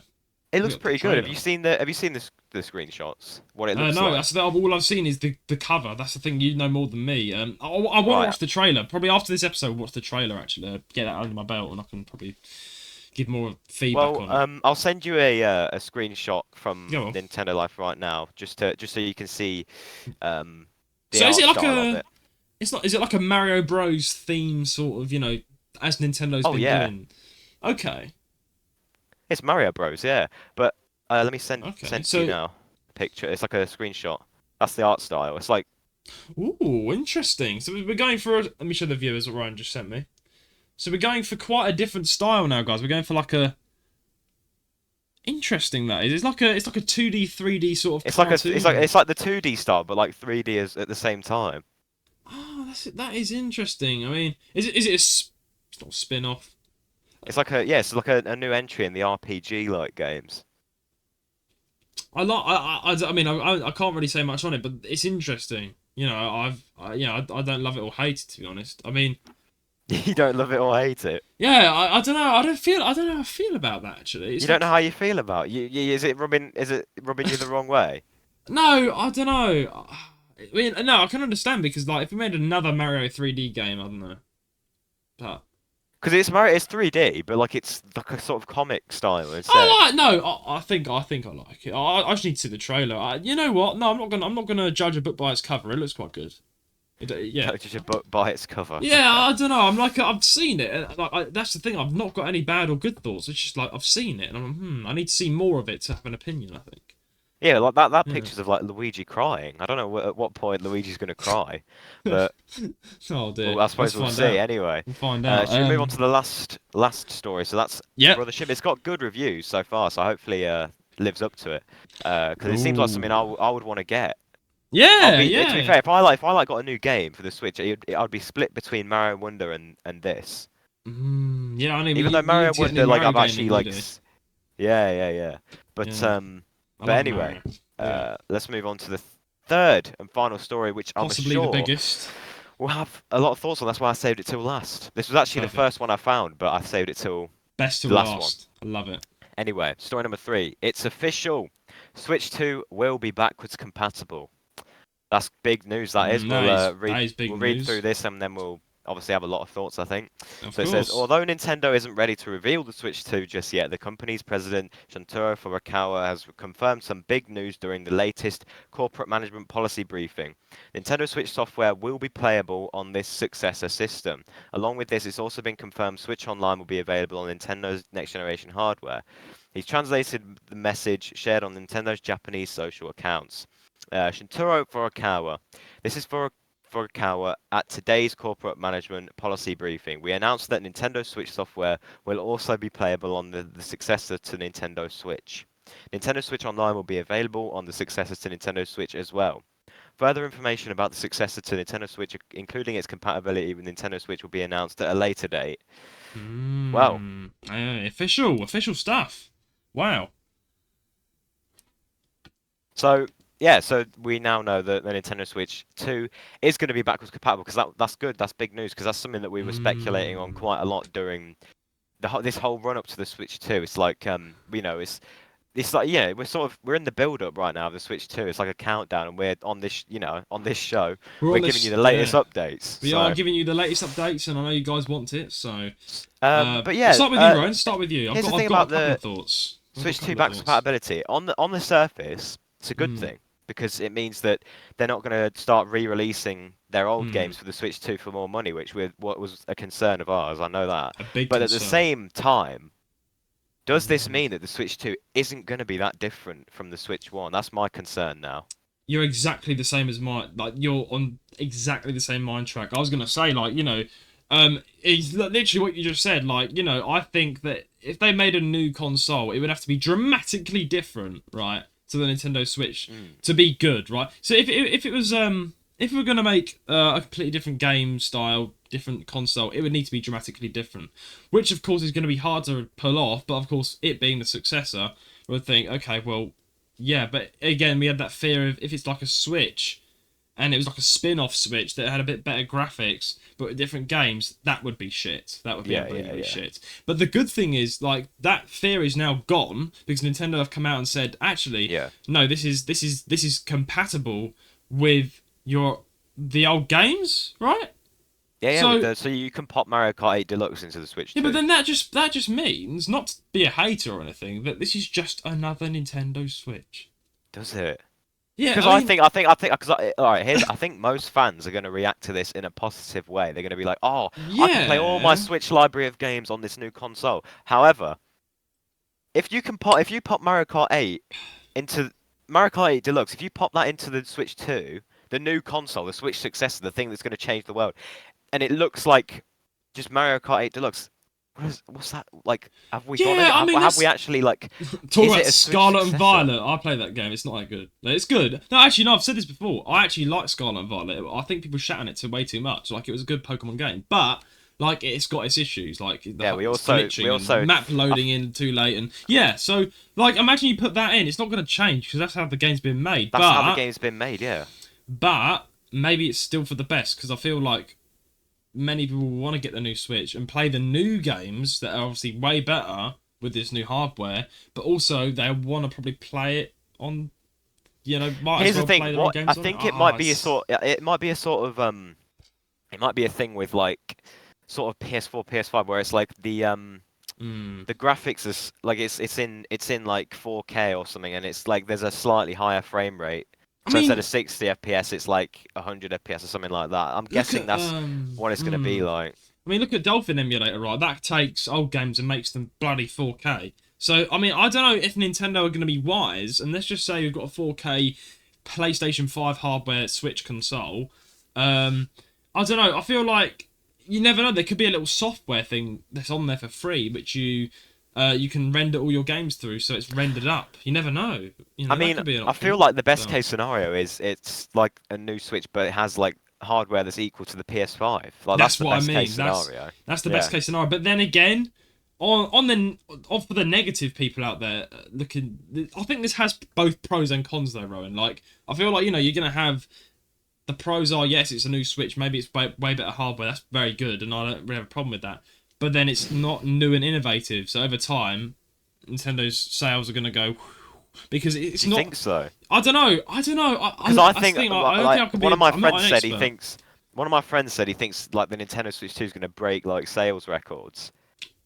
But only it depends. Yes, like, I think it could if it depends what it is. I mean, listen, if it's just a Switch with a new button on the end, we're done. I mean, we've seen the prototype, alleged prototype. But if that's what it looks like. It doesn't look much different, in my opinion. Like, I mean, the 4K I think has been leaked, hasn't it? Is it going to be 4K? I mean, OLED. This just feels like, I'm sorry, but this just feels like a new Switch. Like, this is like we've now got 4 Nintendo Switches. Like, what? The Lite, the Nintendo Switch, the OLED, and now the 4K. Like, and the Switch. Oh man, if it's just going to be called like Nintendo Switch.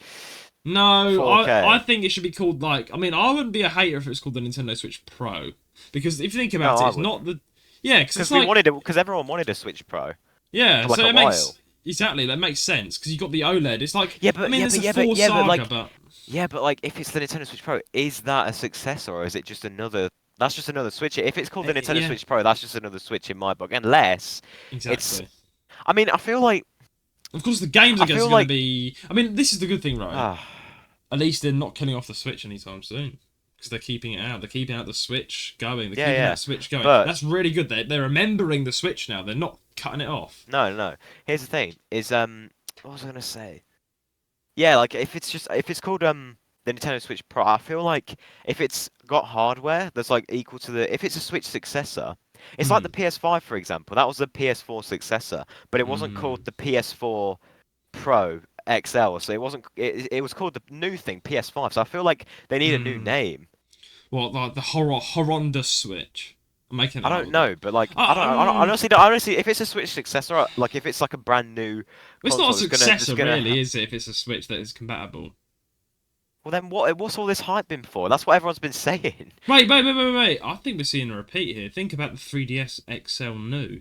That could put your old games on there. Oh my goodness, it could. Yeah. And you know what's funny? You know what's funny with the new 3DS, the new 3DS system. That didn't last 5 minutes, did it? It was the new 3DS XL and then the new 2DS XL, which both great consoles. I've got a new 3DS XL. Not the bad, consoles are good. Just who was in charge of naming them? Anyway, they're not new anymore. That you know what's funny?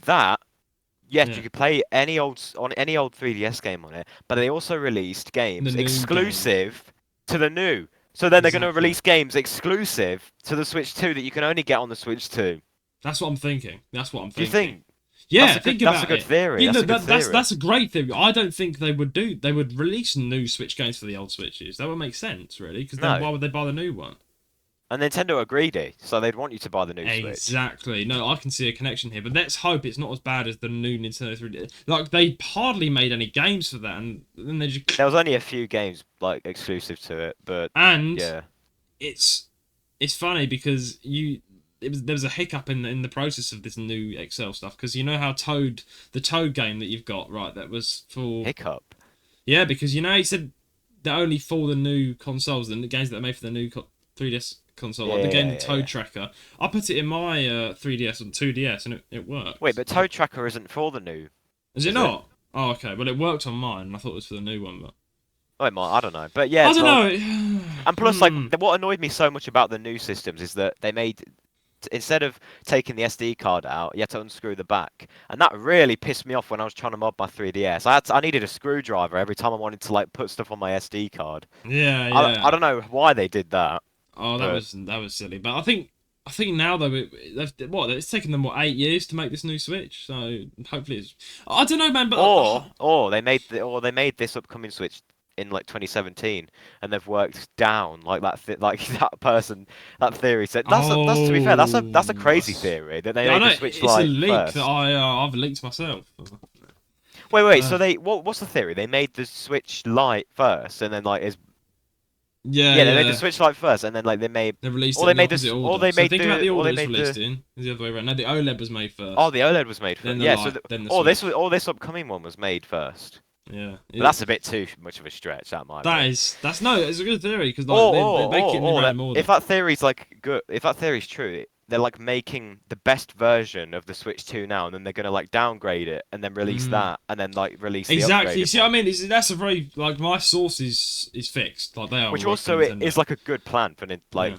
That's a good way of like making consoles, because you know, if you make the best version first, you pretty much don't have to like, you know. Exactly, it's quite an interesting theory to think that the Nintendo Switch that was released first was made last. You know. Yeah, that's crazy. Yeah. But think about it, it's also inequality, because of course it's hard to explain that they work on them throughout the long period. That is crazy as well. So they said they made like the really good adjustable like wide kickstand first, and they said, for this normal Switch we'll make it this little nub thing on the side. It's all for money. That's a good theory, man. All these theories they're drip feeding you. They're drip feeding you. See what I mean? All these theories are pretty good, to be fair. But I mean, I'm annoyed now because I've got the OLED, and now it's like, bloody hell, the new one's coming out. Should I get it just to annoy you? I don't know, man. I feel like there's too many Switches now. Like what? But is this just going to be another Switch then? It's not a successor. Yeah, it's looking. What's like the point? Okay, but like that's not a successor. That's not really. No, but like Judah, I thought that was the whole. Am I the only one who thinks that was the whole point of this thing? That's all we've been hearing for the past like 6 months. Switch successor, Switch successor, Switch successor. And we get to November, and it's like, it's not. It's just a Switch. Hopefully, I don't know. We'll have to find out. But here's the thing: like, I'm just interested to hear the new debate between you and Eli. Is it a home console, or is it? You know what's funny? That's just banter. Like, I don't care if I know the Switch is a handheld. I just say it's a home console to get on his nerves. Fine. Eli's going to clip this up and then play it to you every time you have to try and have the banter argument now. You have to say you're joking. But yeah, anyway, so I don't know. Anything else to say before we move on to ad break and announcements? So. No, I think that's sort of done it, I think. That covers it, guys. Let us know what you think. But anyway, before we read out your questions and the announcements for the exciting announcements coming up, guys, let's hit the ad break. Ad break time. Sorry to interrupt the episode. I'm Rowan Fern, the co-host of this podcast. If you're a regular listener to our podcast, you would know that me and Judah love to hear from our community. Every single week, we read out your comments and questions on the podcast. One viewer wrote in telling us how they found their wife directly through the popular 3DS game, Pokemon X. Bloody hell, you don't hear that every day. You can become that viewer by writing into our podcast email, jrsgaming135@gmail.com. That is jrsgaming135@gmail.com. I know all of you hate ads, so on with the show. And we're back from the ad break. Sorry for the jump scare. Lovely ad, loved it. Loved the ad. Rowan, we have announcements now before ad break. We've got a YouTube achievement. We have a YouTube achievement. Achievement? Ooh, okay. We have an achievement, and this is a milestone reached. Now, I'm shocked at this, but we have hit. YouTube messaged me personally on the emails. They're like, "You've got a big achievement." Yeah, they do that. Yeah, 500 hours of watch time for the JR's Gaming Podcast YouTube channel. 500 hours. That blows me away. So that's like. So people have been like 20 days. That's like 20 days. That's like 20 days of. 20 days of constantly listening to our podcast. Us. Imagine that. You'd go insane. That's insane. Like, I want to say a big thank you. Like, our YouTube channel is not as near as big as we want it to be. It's fairly still coming off the ground. Compared to our Spotify. Yeah, of course. Spotify is like the most popular, I think. Yeah, we have a lot of loyal audio listeners. Of course, but we have our YouTube listeners as well. But yeah, I've got to say a big thank you to everyone who's made that possible. It blows me away. 500 bloody hours of me and Rowan. I couldn't cope. So we've thank you very got much. 500 hours of watch time over 2 years, 2.5 years. That's pretty good. Well, no, that's just from this 1 year and 1 year. From the, it's from 1 year, so we've got like 1,000. Yeah, we've got a lot more. Cause we've got a lot more on audio, which is really cool. Oh yeah, on audio we've got a lot more, but on this YouTube, is just on YouTube. Yeah, YouTube. Well, it was our 1 year anniversary of posting to YouTube recently. So yeah, the YouTube's now been up for 1 year. Oh yeah, because we've not been posting on like. Yeah, we just started randomly posting to YouTube, like episode 50 or something. But I forget now what. But yeah, I feel like so we've got 1 year on YouTube and 2 years in total. Of course, a lot of the OGs are on audio these days. To be fair, I'm glad, and can I just say, I'm glad we made that decision, because if the first episodes we ever put out were on YouTube, I don't think I could live with myself. I would not want to listen to Fetus Rowan again. Fetus Rowan. Me and you listened to our old episode on Discord recently. You were like, mate, I'm out.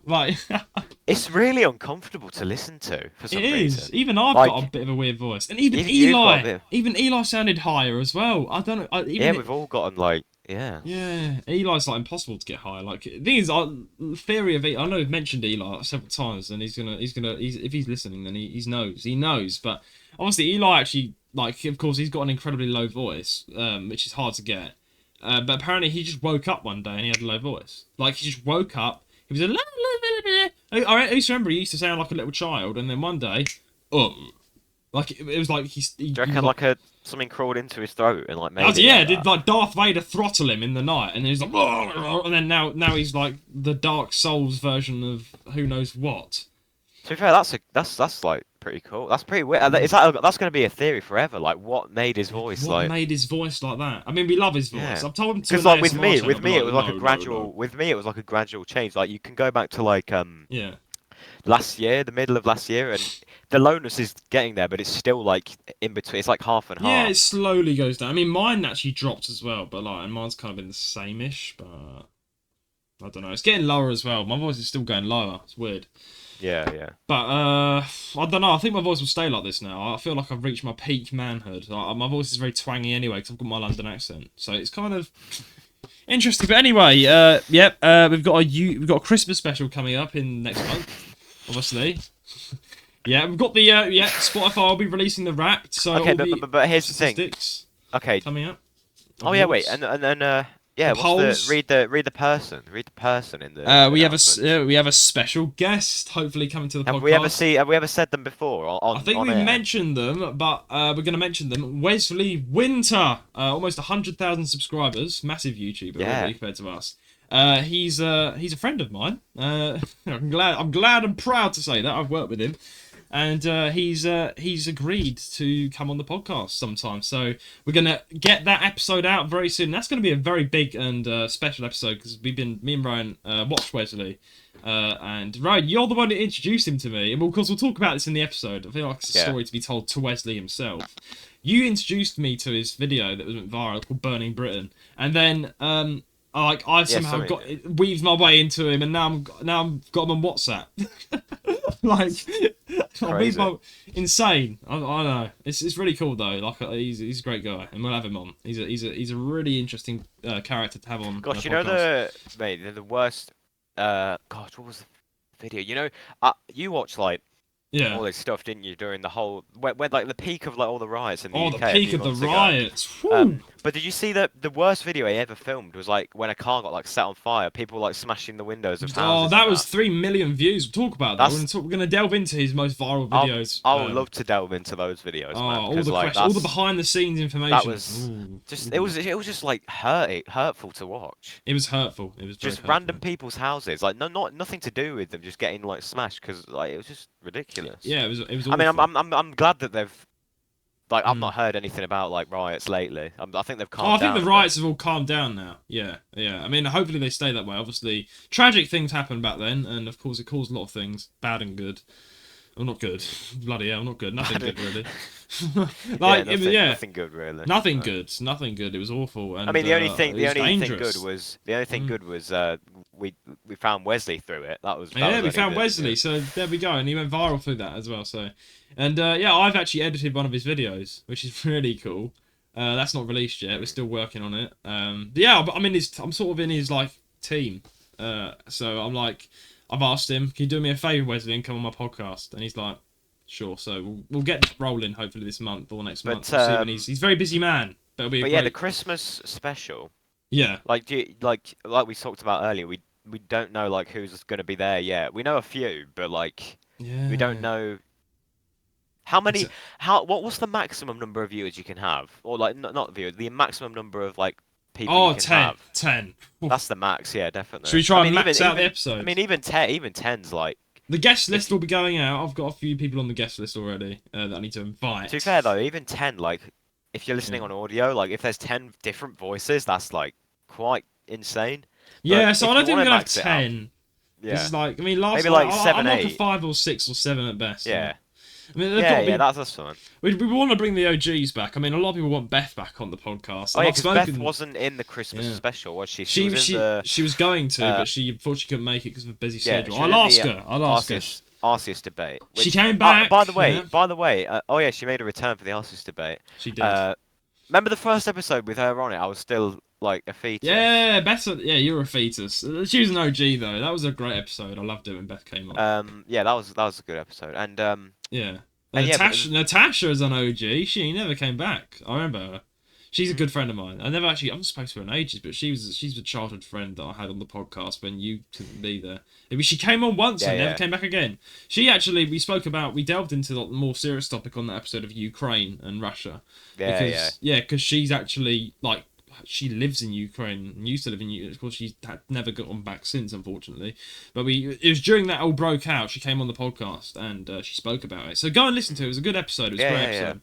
But I don't know. Maybe we should bring Natasha back. We could bring people back for like the Christmas special. I've got someone I want to get to the Christmas special. Lewis, Magnetic Movements. Magnetic Movements, man. Yeah, he's an OG. He's an OG.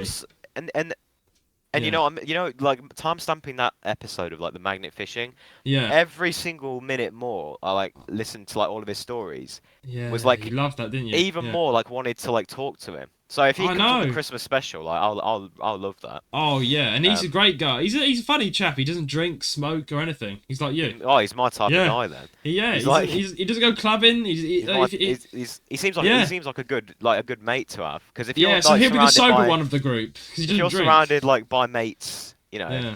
That's the thing. Like thankfully I found like a good friend group at college who all shared my sort of thing. Like they don't like smoke or vape. Like we actually make jokes about drugs and that and stuff. Like perfect. That's what you want to do. Yeah. And I mean, no, I think a couple new people I've met on this course vape, but like I'm not like close with them like I'm close with the other ones. You know. I mean, you can be close with a vape. It's not necessarily an issue. It's just like everyone has their reasons for doing it. But for some reason, like for me, it's very sort of it's very weird because like I met this guy who seemed he like you look at him and he looks like innocent. He like looks like he's got like an innocent like face. You know, he's like and then one day like I just was walking into college and spotted him outside with a vape and it just felt weird. Like that to find that out, you know what I mean? Yeah, I mean, sometimes and especially like it's very popular. Unfortunately, it's not healthy. No, and it was a disposable. Yeah, I'm not really that bothered anymore to say I vape. I'll say that it's not really. Yeah, but like yours is like a proper. I've got a proper. Like, I've not got a. I can call someone up on my vape. Is that electronic? Bloody yeah. Yeah. I mean, I want to address though real quick because I've just said that everyone's like, oh, mate, why does he vape? I've actually but you've mentioned it before, haven't you? Yeah, I used to smoke. Unfortunately, never do it. I just went for a bad time, and that's not an excuse. I got into smoking, which is bad for you. And I never started with vapes. Funny enough, like I feel like a lot of people jump on that bandwagon. They reach college in the UK, particularly because there's a lot of countries that just don't vape, and it's just like because it's not in the culture, but it's British culture, unfortunately, for generation to vape. Were you worried that I was going to go down that path? When I went to college. I don't think I was because I know you very well, Ryan. I know who you are. You're someone who's very like health and wealth guy, ain't you? You're not gonna. I actually found a vape the other day. Oh no! And did you take the draw? No. What I did was I found it. Yeah. I think it was it was like around the college campus, right? Someone had dropped it. Oh, right. Like it was like because it wasn't like it still had stuff left. I could tell. So someone had dropped it, and I picked it up, and like I just sniffed like the top of it, like just a little. I just smelt it, and it almost made me gag. And I was like, "Fuck that, man! Yeah, How I can know. I read the flavour, banana ice. What the fuck's a banana ice? How do you get banana ice in a vase? That's a W flavour. I love banana ice. What the fuck is a banana ice? What chemicals are put in that to make a banana ice, mate? It's nasty. There's no banana in there. There's no banana, mate. I mean, if it was like a banana milkshake in there, then that would be fine. Just drink that. It smokes like it feels like you're smoking a banana milkshake. To be fair, that's what it feels like. I mean, I used to smoke disposables as well because, like, I mean, I feel like a lot of people jump on the bandwagon. As I was saying, they get a vape and then they just vape because their friends are doing it. I didn't do that actually, not to brag, but I started with smoking because I had my friend group. I've still got friends to this day who smoke cigarettes for whatever reason. And of course I've got family members who smoke as well. I just got into cigarettes somehow, and the first time I took a cigarette, like it felt awful. Like I felt like I was breathing in something that was going to damage me lungs. You can understand, you just feel it. And then the worst bit is you force yourself to keep doing it because of the buzz, really? and then you just keep going, and then eventually, but before you know it, you're like smoking. And you want but is more. that the only? But here's the thing: is that the only way to get a buzz? Because I get a buzz from a lot of things. That's exactly. why I don't need drugs. I think people who smoke and stuff like it's very easy to get into, but hard to get out of. That's how it is. Because you get a buzz, but you can get that buzz by doing everyday things. And I mean, I'm not proud of my vaping at all. Like I've been like a smoker / vapor for like 5 years almost now, like in total. So it's like, well, started at a young age as well. That's the thing, man. Like, the day you see me with a vape, like it can't be me. It's a ghost. It's a doppelganger. That's great though. That's great. I always say to people that vape, like, good on that don't vape. Good on you. Don't do it because like I am addicted to vaping and I have a proper electronic mod, and I do plan to one day officially stop. And I mean, the good news has come out. If you like it or not, vapes are being banned by this month. Like January 2025, vapes have officially been banned. What the disposable? Yeah, the disposables. Just because vaping was invented as like a way to come off smoking, but now people like just go straight to vaping. It's been way too commercialized for like younger children. That's awful. Especially because of like there's flavors like cotton candy, and I'm like, yeah, what like, generation are you aiming that towards? It's kind of sinister. It's sinister because you can see that the colours and everything. And a lot of like off licenses, like corner shops, won't even ID people like for vapes. They'll just give it to like children. Exactly. That's the problem. Exactly. The amount of children I see vaping is quite sad because it's like children vaping. That's the thing. When I was a child, the lungs aren't developed yet, and you're breathing in shit. So. But plus, what are you doing vaping as a child, man? Go watch CBeebies. Like, that's what I was doing as a child. Yeah, that's what I was doing. Play Minecraft. Do something that a child does. Not. And plus, a lot of kids. On the topic of that, like a lot of kids nowadays are spoiled. The amount of kids I see out in like Gucci, and I'm like, why would you buy that for your kid? They're going to grow out of it in like 5 months. Yeah, I mean, I just don't like it. You just don't feel good on it either. Like I want to stop. To be fair, it's just very hard. I've already tried once before to stop for like 6 months and just didn't work for some reason. But yeah, don't worry, guys. I'll update you guys again at some point. But I don't like to talk too much about what I do in my personal life, obviously, just because it's personal. What I was gonna do when I found the vape, I was gonna like take a selfie with me with it, like to troll people. But I thought, that's funny. Because like if I sent that, I'll probably do it next time. To be fair. Yeah, but like at that, no, because you've given it away now. So if I see you doing it, I'll be like, he's doing it, he's trolling. But if you sent me that at the time, I'd have been like, Rowan, what's happened, bro? What has happened in your life? What has happened? What has happened? I mean, I've been through a lot in the past like 2 months. You'd have been like, no one's gonna know. You will know. I could have easily like started it then, but I still didn't. That's good. What I mean? That's good. That's very good. You don't need guys. You don't need drugs, drink. You don't need none of that. Honestly, like you don't. It should not be promoted as. It makes it worse. It's bad for you, guys. Yeah, man. Don't. Yeah. I mean, that's the thing. If you're already doing it, I'm not judging. But if you're not doing it now and you're thinking about doing it, don't do it. If you've never done it before, never do it. There's no. Oh, you only live once. No, you're gonna end up in a you only live. That's a good thing to say. You only live once, so don't damage the lungs that you've got. Don't damage the lungs you've got by living. Yeah, you only live once. Everyone's like, oh, you only live once, so let's try. No, you only live once. Exactly. Don't be stupid. But here's the thing. What about like edibles? Someone told me about edibles, man. Here we are entering the drug territory. Well, me, I've done edibles. I've done edibles. I mean, yeah, but like I've done nibbles. What should I? Because like that doesn't take any. Should I have a little nibble of like a brownie? It's an interesting topic. Here's the thing, man. All right, let's talk about drugs. Here's the thing, man. The problem is, well, not the problem, but the thing is, I promised my younger self I'm never ever going to take drugs. That's good. Don't do it. So, and I'm not done. Yeah, I'm not done yet. I think I can talk about. I can come out now and talk about what I've done. I'm not gonna go too. I mean, you don't have to. No, I'm not gonna. The thing is, like, I feel like there's a lot of things that I'm gonna keep personal, but there's a lot of surface things that I'm okay with sharing, and I've shared with people before, and it's not like I'm not proud of. I mean, a lot of stuff you're never gonna know, guys. But you know, people that listen, I'm like, well, they do need to know, I guess, some stuff. Like, so I can tell you my position, my advice, my experience from doing stuff.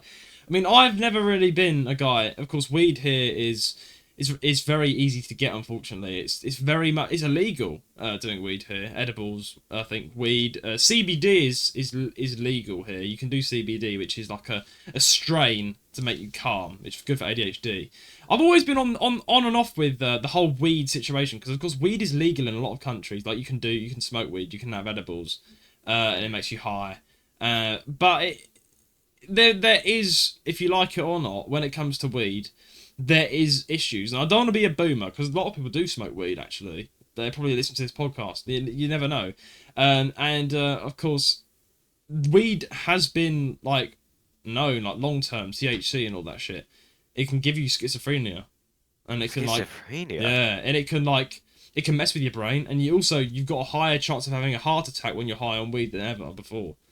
So I know what it's like. Yeah, obviously. I know I've done because, it. Like, it's like, yeah, when you're high, it's like. It's I don't know. Like, if you have a bad trip, it's not good. I've asked people like, what is it like to be high who have gotten high, and they've said it's like you just feel like relaxed and everything's sort of like slow motion. Yeah, you feel out of it. You feel very. It's not like being. I think it's It's hard to describe unless you've actually been high. I've been high a number of times, but it's like I want to come out and say one thing. I don't do it anymore, and I've not been doing it for a long time. The only way I would, you know what?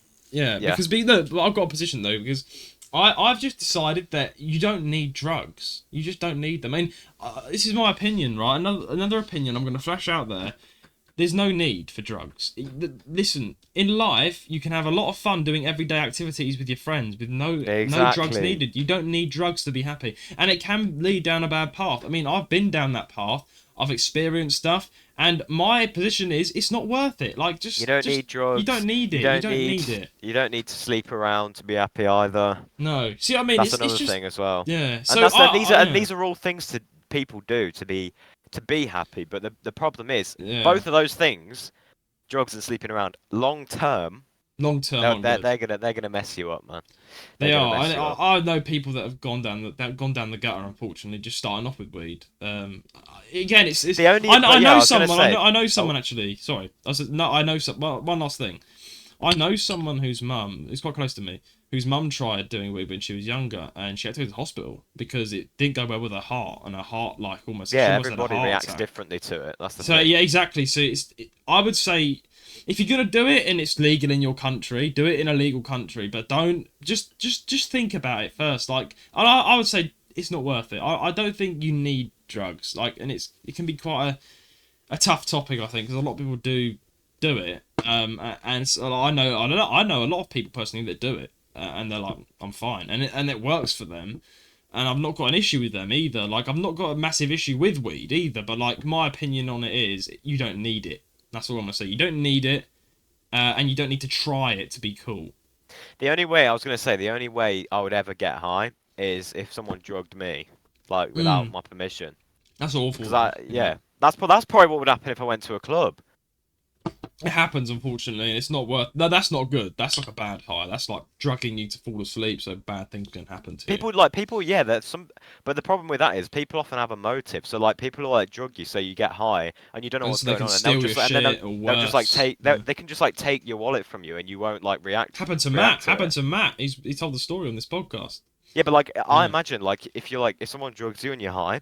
You're just out of it. Someone you could see someone like take your wallet and your phone, and you won't even like think anything of it. It's awful. It's awful, and that's like not weed. That's like hardcore weird drugs. Like, trigger warning. There's like a drug I think called the rape drug that is warned by every person. Is that why it's got its name? Is because it the name? The name should give it all away. Unfortunately, that's a massive problem in clubs. Yeah, guys, I'm assuming that's got its own scientific name for it, but if that's what it's used for, then we've got a new timestamp on the podcast talking about drugs, Jude's experience with drugs and more. This is a Nintendo podcast. Why are we talking about drugs? I like it. We're giving advice. I mean, I've not got an opinion. I've not got a say really because I've never been drugged or. I feel like I like how you are, Roan, because you're mature. That's my way of putting it. Like, you don't have to try it. You don't. There's no need for it, and it's not worth it. Because what if it does go wrong?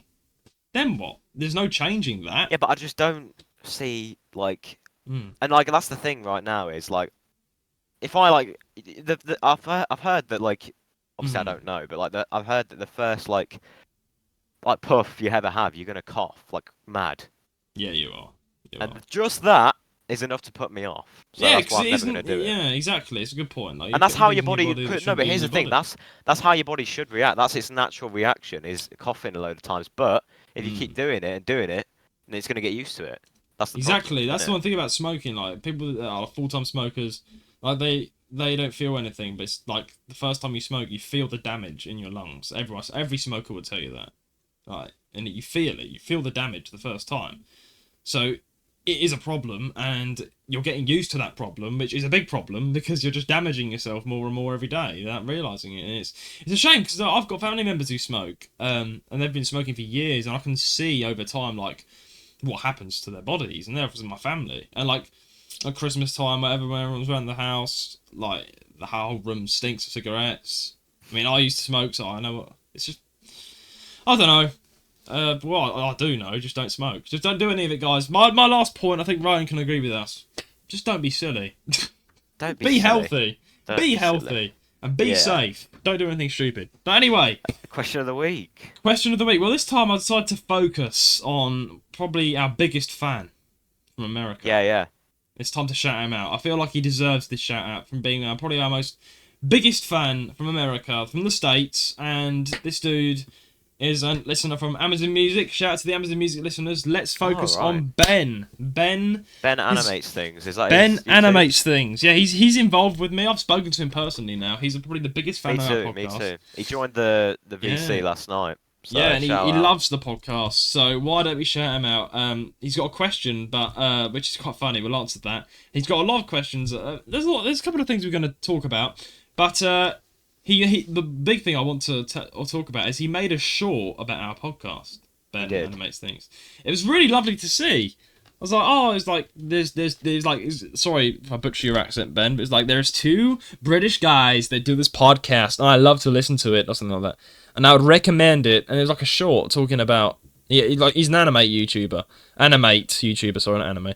And so he was talking about the podcast and like how it's good. And that's the first like person we like shouted us out and put it on YouTube. And like these guys are worth a listen. So Ben, it was very weird to hear. Thank you.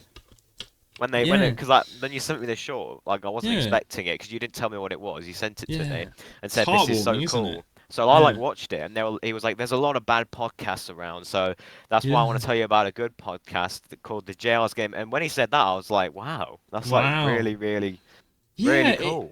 It's really heartwarming, like when you guys send us nice things like that, because we sit down for an hour or more. That the editing process, the team behind us is a process to all this.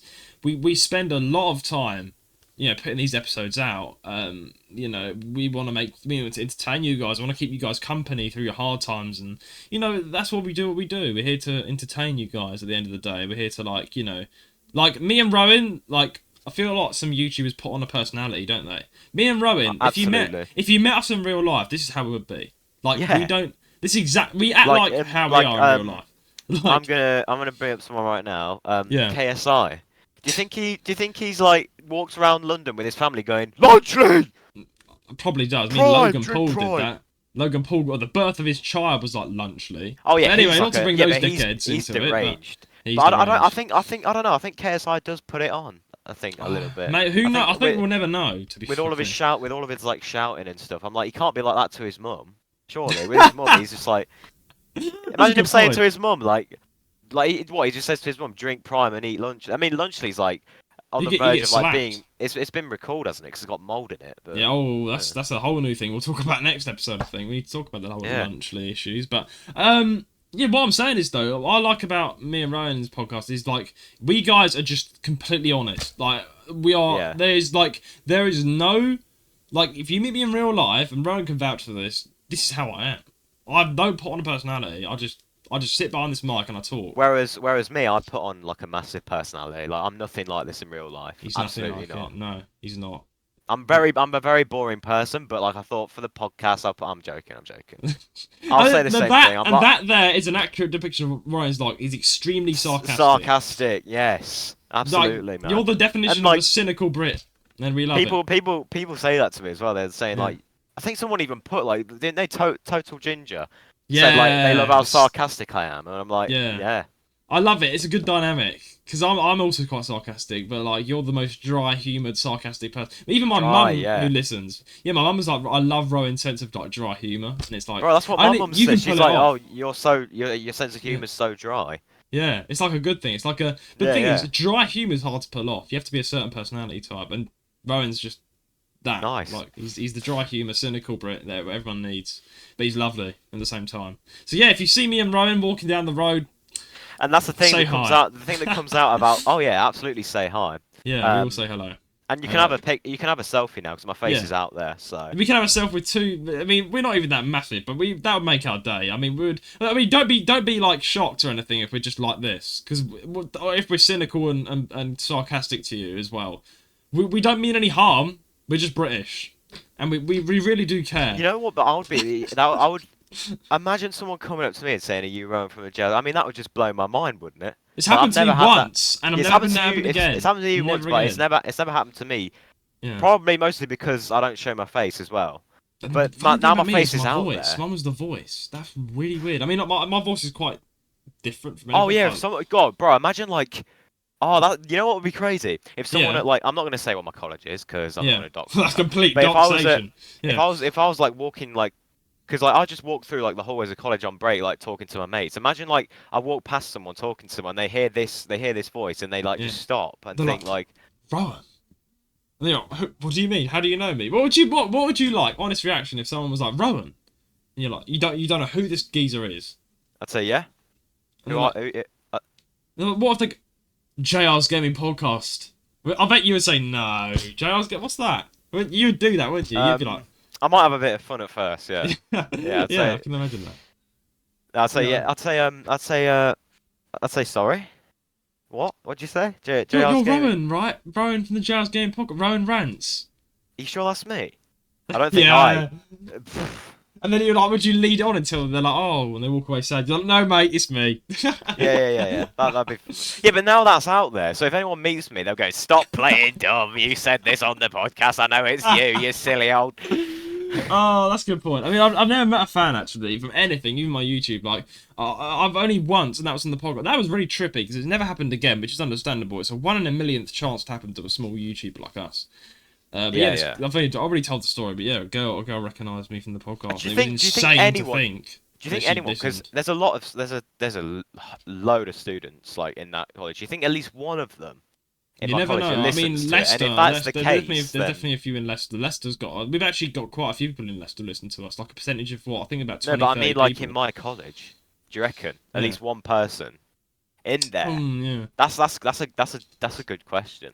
Yeah, that's what I mean. But your college is. We're not going to say where it is, but it isn't like in Leicester or anything. So it's not. No, it's not in Leicester. No, I'm glad it's not in Leicester. Yeah. The centre of Leicester is like it's hell on earth, mate. I go there a lot. I mean, yeah, because we live like in the whole Leicestershire is a massive district, and that's where we live. Unfortunately, I'm from London, and I'm living up here in the Midlands. Yeah, but people say but apparently, like the more up north you go, the nicer people are. And I'd say it's true. No, I'd say it's true. I would say that's bollocks. Bollocks. I listen. So people in London going, "Yo, fam, what's good, man? Yo, my guy, man. Yeah, right, okay, I'm a nice London guy, out the way. Man. Okay, listen. Yeah. Yeah. Come on. That's a nice person. Yeah. Okay. Hang on. Okay, London out the way. No. London is a shit. Oh, okay, that out the way. I'm from London. Absolute shithole. Yeah, but I've experienced nicer people down south, like Brighton, Surrey, blah, Devon. Nice. Yeah. Oh yeah. No. Yeah. I'd say that. But I went to Whitby, as you know, like a few weeks ago, and the people up there, man. The people up there. The people in like York and stuff. I mean, I think I've seen you them. You're the nice part of North. The North has a lot of dangers, like Middlesbrough, like. Oh yeah, but that's like Middlesbrough's like. Yeah. Places like Middlesbrough and Wolverhampton are like Hartlepool as well. Blackpool. Yeah, those people. But like, have you seen those skits by that guy where he goes like people in London versus up north, and it's like what's it? Like, north. That's the go to shop. That's how they speak. I'm gonna go to shop. But what's it? It was like a guy in a puffer jacket, and the person was like, "Can you buy this meal deal for me, please? I'm really hungry." He was like, "Nah, fuck off. I'm not buying. Nah, man, nah." And then it was like versus up north. It was like, yeah, that was London. And then up north, it was like, fuck off, lad. No, and then in up north, it was like, yeah, of course I can pay for that. Is there anything else that you'd like? And then there was like, no, thank you. It was just this, like, oh yeah, come to the till and I'll help you. I'll pay for it for you. I don't know. I always thought the Northerners was the more raging dickheads. I don't think so. I mean, it depends on the area really. And the Midlands is just mid. Midlands just mid. That's why it's called the Midlands. Yeah, it's just mid. It's just mid. It's not bad and it's not good. I'd say it's just mid. There's some lovely places in the Midlands, though, honestly. But the nature, like the nature parts, are like are really really nice. Yeah, some lovely ones, especially Norfolk. Oh, I love Norfolk. That's one place I love in the Midlands is Norfolk, like Stansted. There's just so many how do nice we places. get to this? How do we get here? How do we get to this? But yeah, sorry, Ben. We're talking about you. Yeah, I'm so sorry. Sorry. This is how it happens, man. Another timestamp for you. Like, tangent, Ben. Tangent. That's what I put. That's when we go off on a tangent. I'll put like another tangent or something as the podcast label, because like that is what it is. It is. You have to warn the fans. Tangent incoming. Tangent incoming. Yeah. Yeah. But They anyway, can skip it if they want. he's got a question. Ben, you've got a question. Sorry, we've not said it yet. I'm sorry, we got he has sidetracked. 2 questions actually. One's not on the plan, but the one he asked is to come. Is if he wants to come on the podcast. He was like, I really want to come on the podcast. I was like, listen, I was thinking about it. Now we don't normally just have fans on, but I was like, why don't we have a fan on? That'd be a really cool concept, right? Just have a fan on. Yeah. Ask them how they know us and what they've. I mean, he's an OG. He's listened to like the old episodes as well. Like when I asked him about how long he's been listening for, I think he counts as an OG. He counts as an OG. It's a very good question. Yeah. Should we have Ben on? No, I'll say we'll see. I think that I'm sure it'll be alright because Ben's like a chill dude. But like they always say, don't they, about like fans and stuff? They say like keep the fans as like the fans.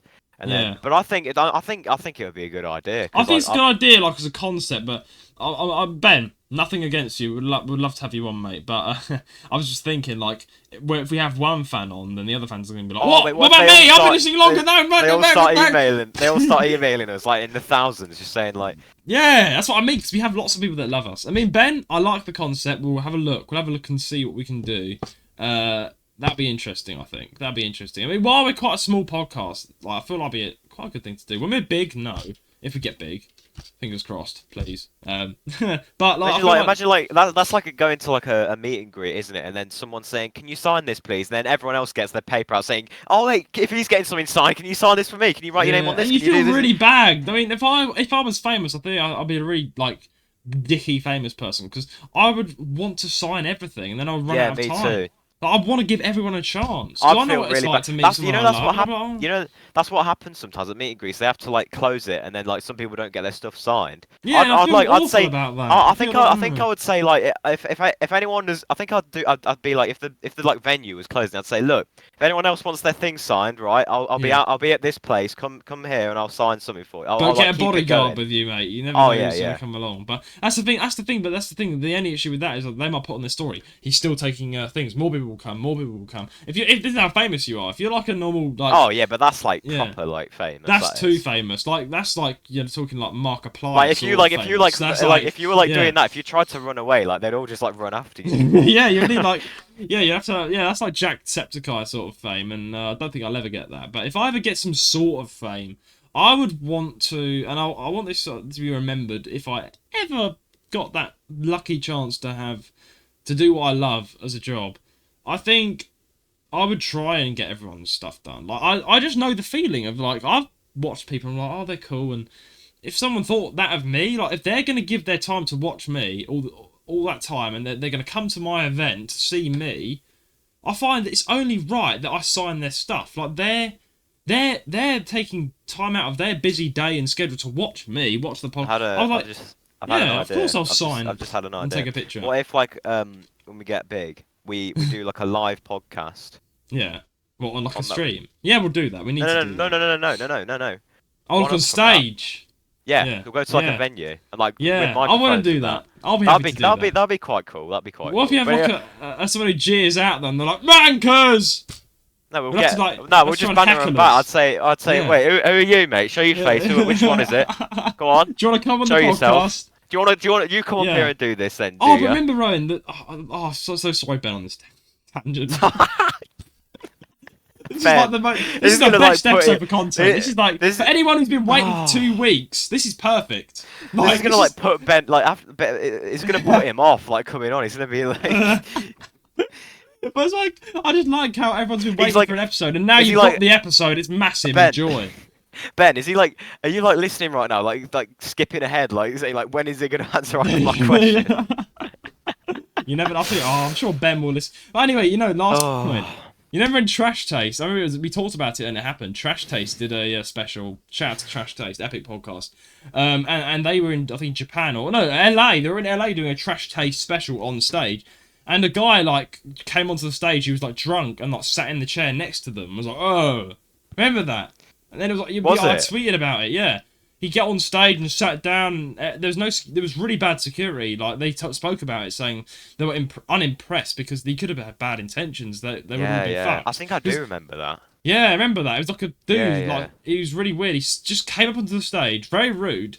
No one stopped him. Just came up on, sat with them. And they're like mid doing a show, and they're like, Oh mate, yeah, I remember it. It what was do like you a want? guy, but he didn't. Yeah. What did he look like? He was, he was he looked... heckling, and then he went on to the stage. He was like drunk on drugs. He wasn't even. I don't think he was part of the venue.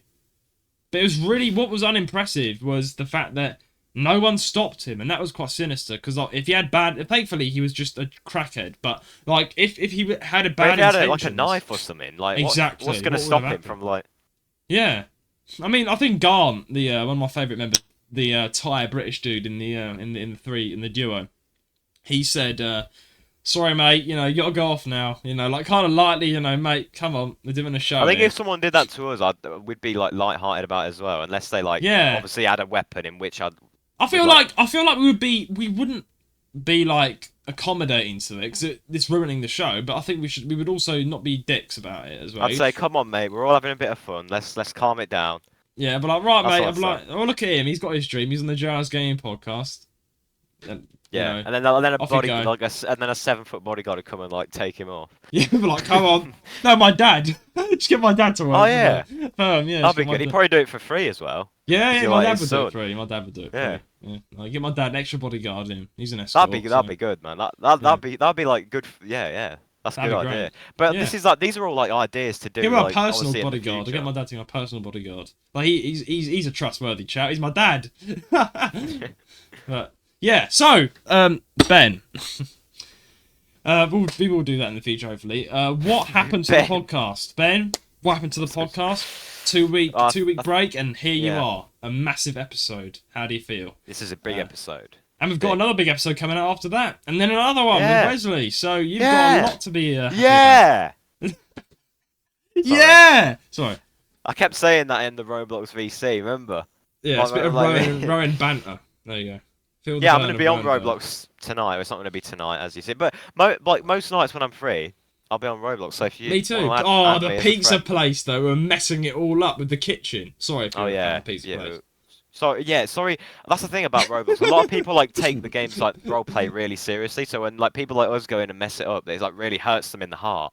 So if you're one of those people, I'm so sorry, but it had to be done.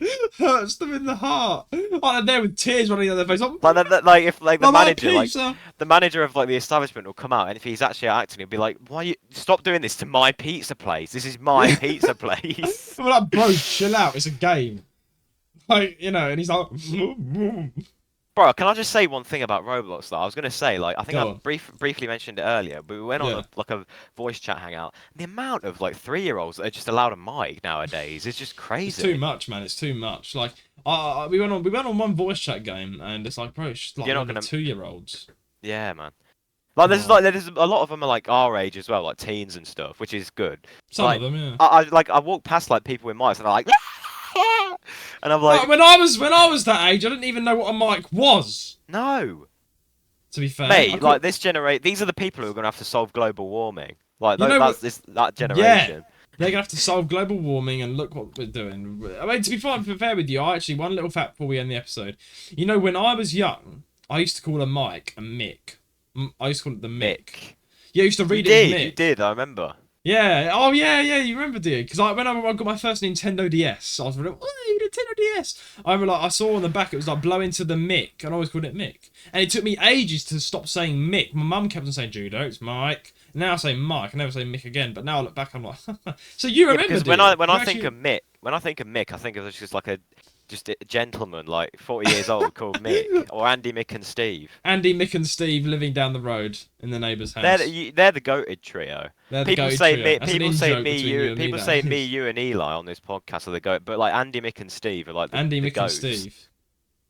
That's an inside joke, by the way. It's an in joke, guys. You don't know. We're sorry for leaving you guys out, but what were we saying before that? I mean, when did you hear me saying Mick then? Was that when you first met me? So no. I think I can remember. I can believe that you used to call it Mick because you were. I think it was like year 7 when I first joined the school. You were like saying like Yeah. What were you saying? You said like about like taking the. Memory, You said taking the mic, or the saying. I don't know if this was just like a lie that you made up, but like a joke. You said taking the mic was originally based off like taking the mic.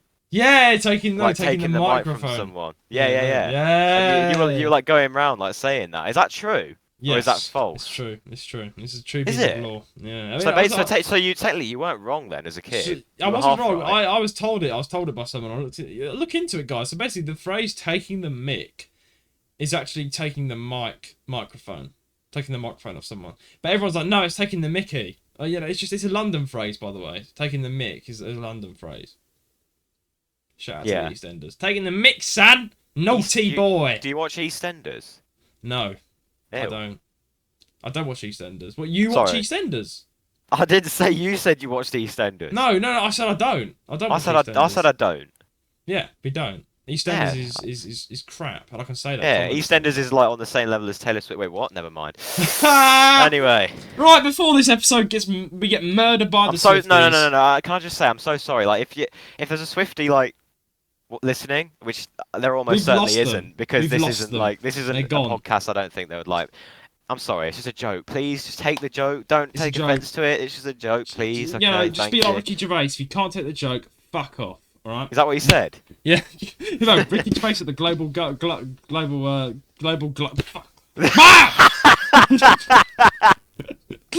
Why? Why did my brain have a heart attack?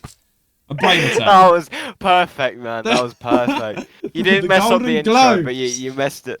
All you had to say was the Golden Globes, and you said the glub. Bruh, that was extraordinary. That was extraordinary, and I'm glad the cameras are rolling. Hopefully, don't cut that out. Don't cut it out. That's staying in. That's staying in. I'll really get annoyed with you if you cut that out. I feel bad for you though. You're the timestamp. Nah, I'll get through it. Don't worry. You'll get through it. Okay, good man.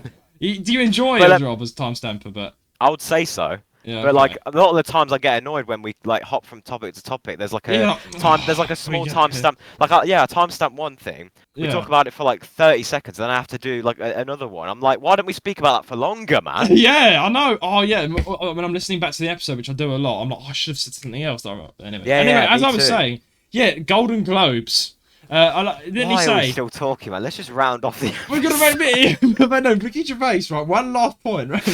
One last. Ricky Gervais. Ricky Gervais, right? He said to all these celebrities, he said, no one cares about you or your political views, so take your award, thank your God and your friends, and fuck off. And everyone was like, oh, you can't say that, Ricky. He says what he wants, really, doesn't he? Yeah, Ricky. Good old Ricky, we love you. Let's get him on the podcast. Anyway, with that out of the way, with the podcast gone to an absolute episode, that's all I can say. This was an absolute episode and a half. Lots of topics covered and spoken about. Let's round this one off. Wait, I will say one more thing. No, never mind. You're trolling, mate. Come on. I've got. I'm boiling hot in my room, by the way. It's like me 75 degrees Celsius because the heating's on. Anyway, with that being said, get your Christmas days up. Get your Christmas days up. Please send in your questions and comments to jrsgaming135@gmail.com so we can read out your feedback on the podcast. Please subscribe or follow us on whatever platform you're listening from and leave us a 5-star rating on Apple Podcasts. Why are you laughing? Oh, you're making me fumble the outro. No. You said sorry. It's just that you said we'll read it out on the podcast. Why you say it? I didn't even. You have to start again. Mate, can we just end it now? Can we just Can we just like fall off the phone? Oh my... Wait, shall I do the outro? You do the outro. Alright. Please send in your questions and comments to jrsgaming135@gmail.com. Please subscribe and follow us on whatever platform you're listening from and leave us a 5-star rating on Apple Podcasts. 5-star rating on Apple Podcasts, as this will help us out greatly and get the podcast around. Socials, Instagram, YouTube, Twitter, website, Discord, all be down there in the description. And until then, it's a goodbye from me. And a goodbye from me. And it's 46 days till Christmas. Fill the bowls with bowls of fuck this. Fuck up. No, I'm not singing. I don't even know how to sing. I forgot the song. Stop recording now. Merry Christmas.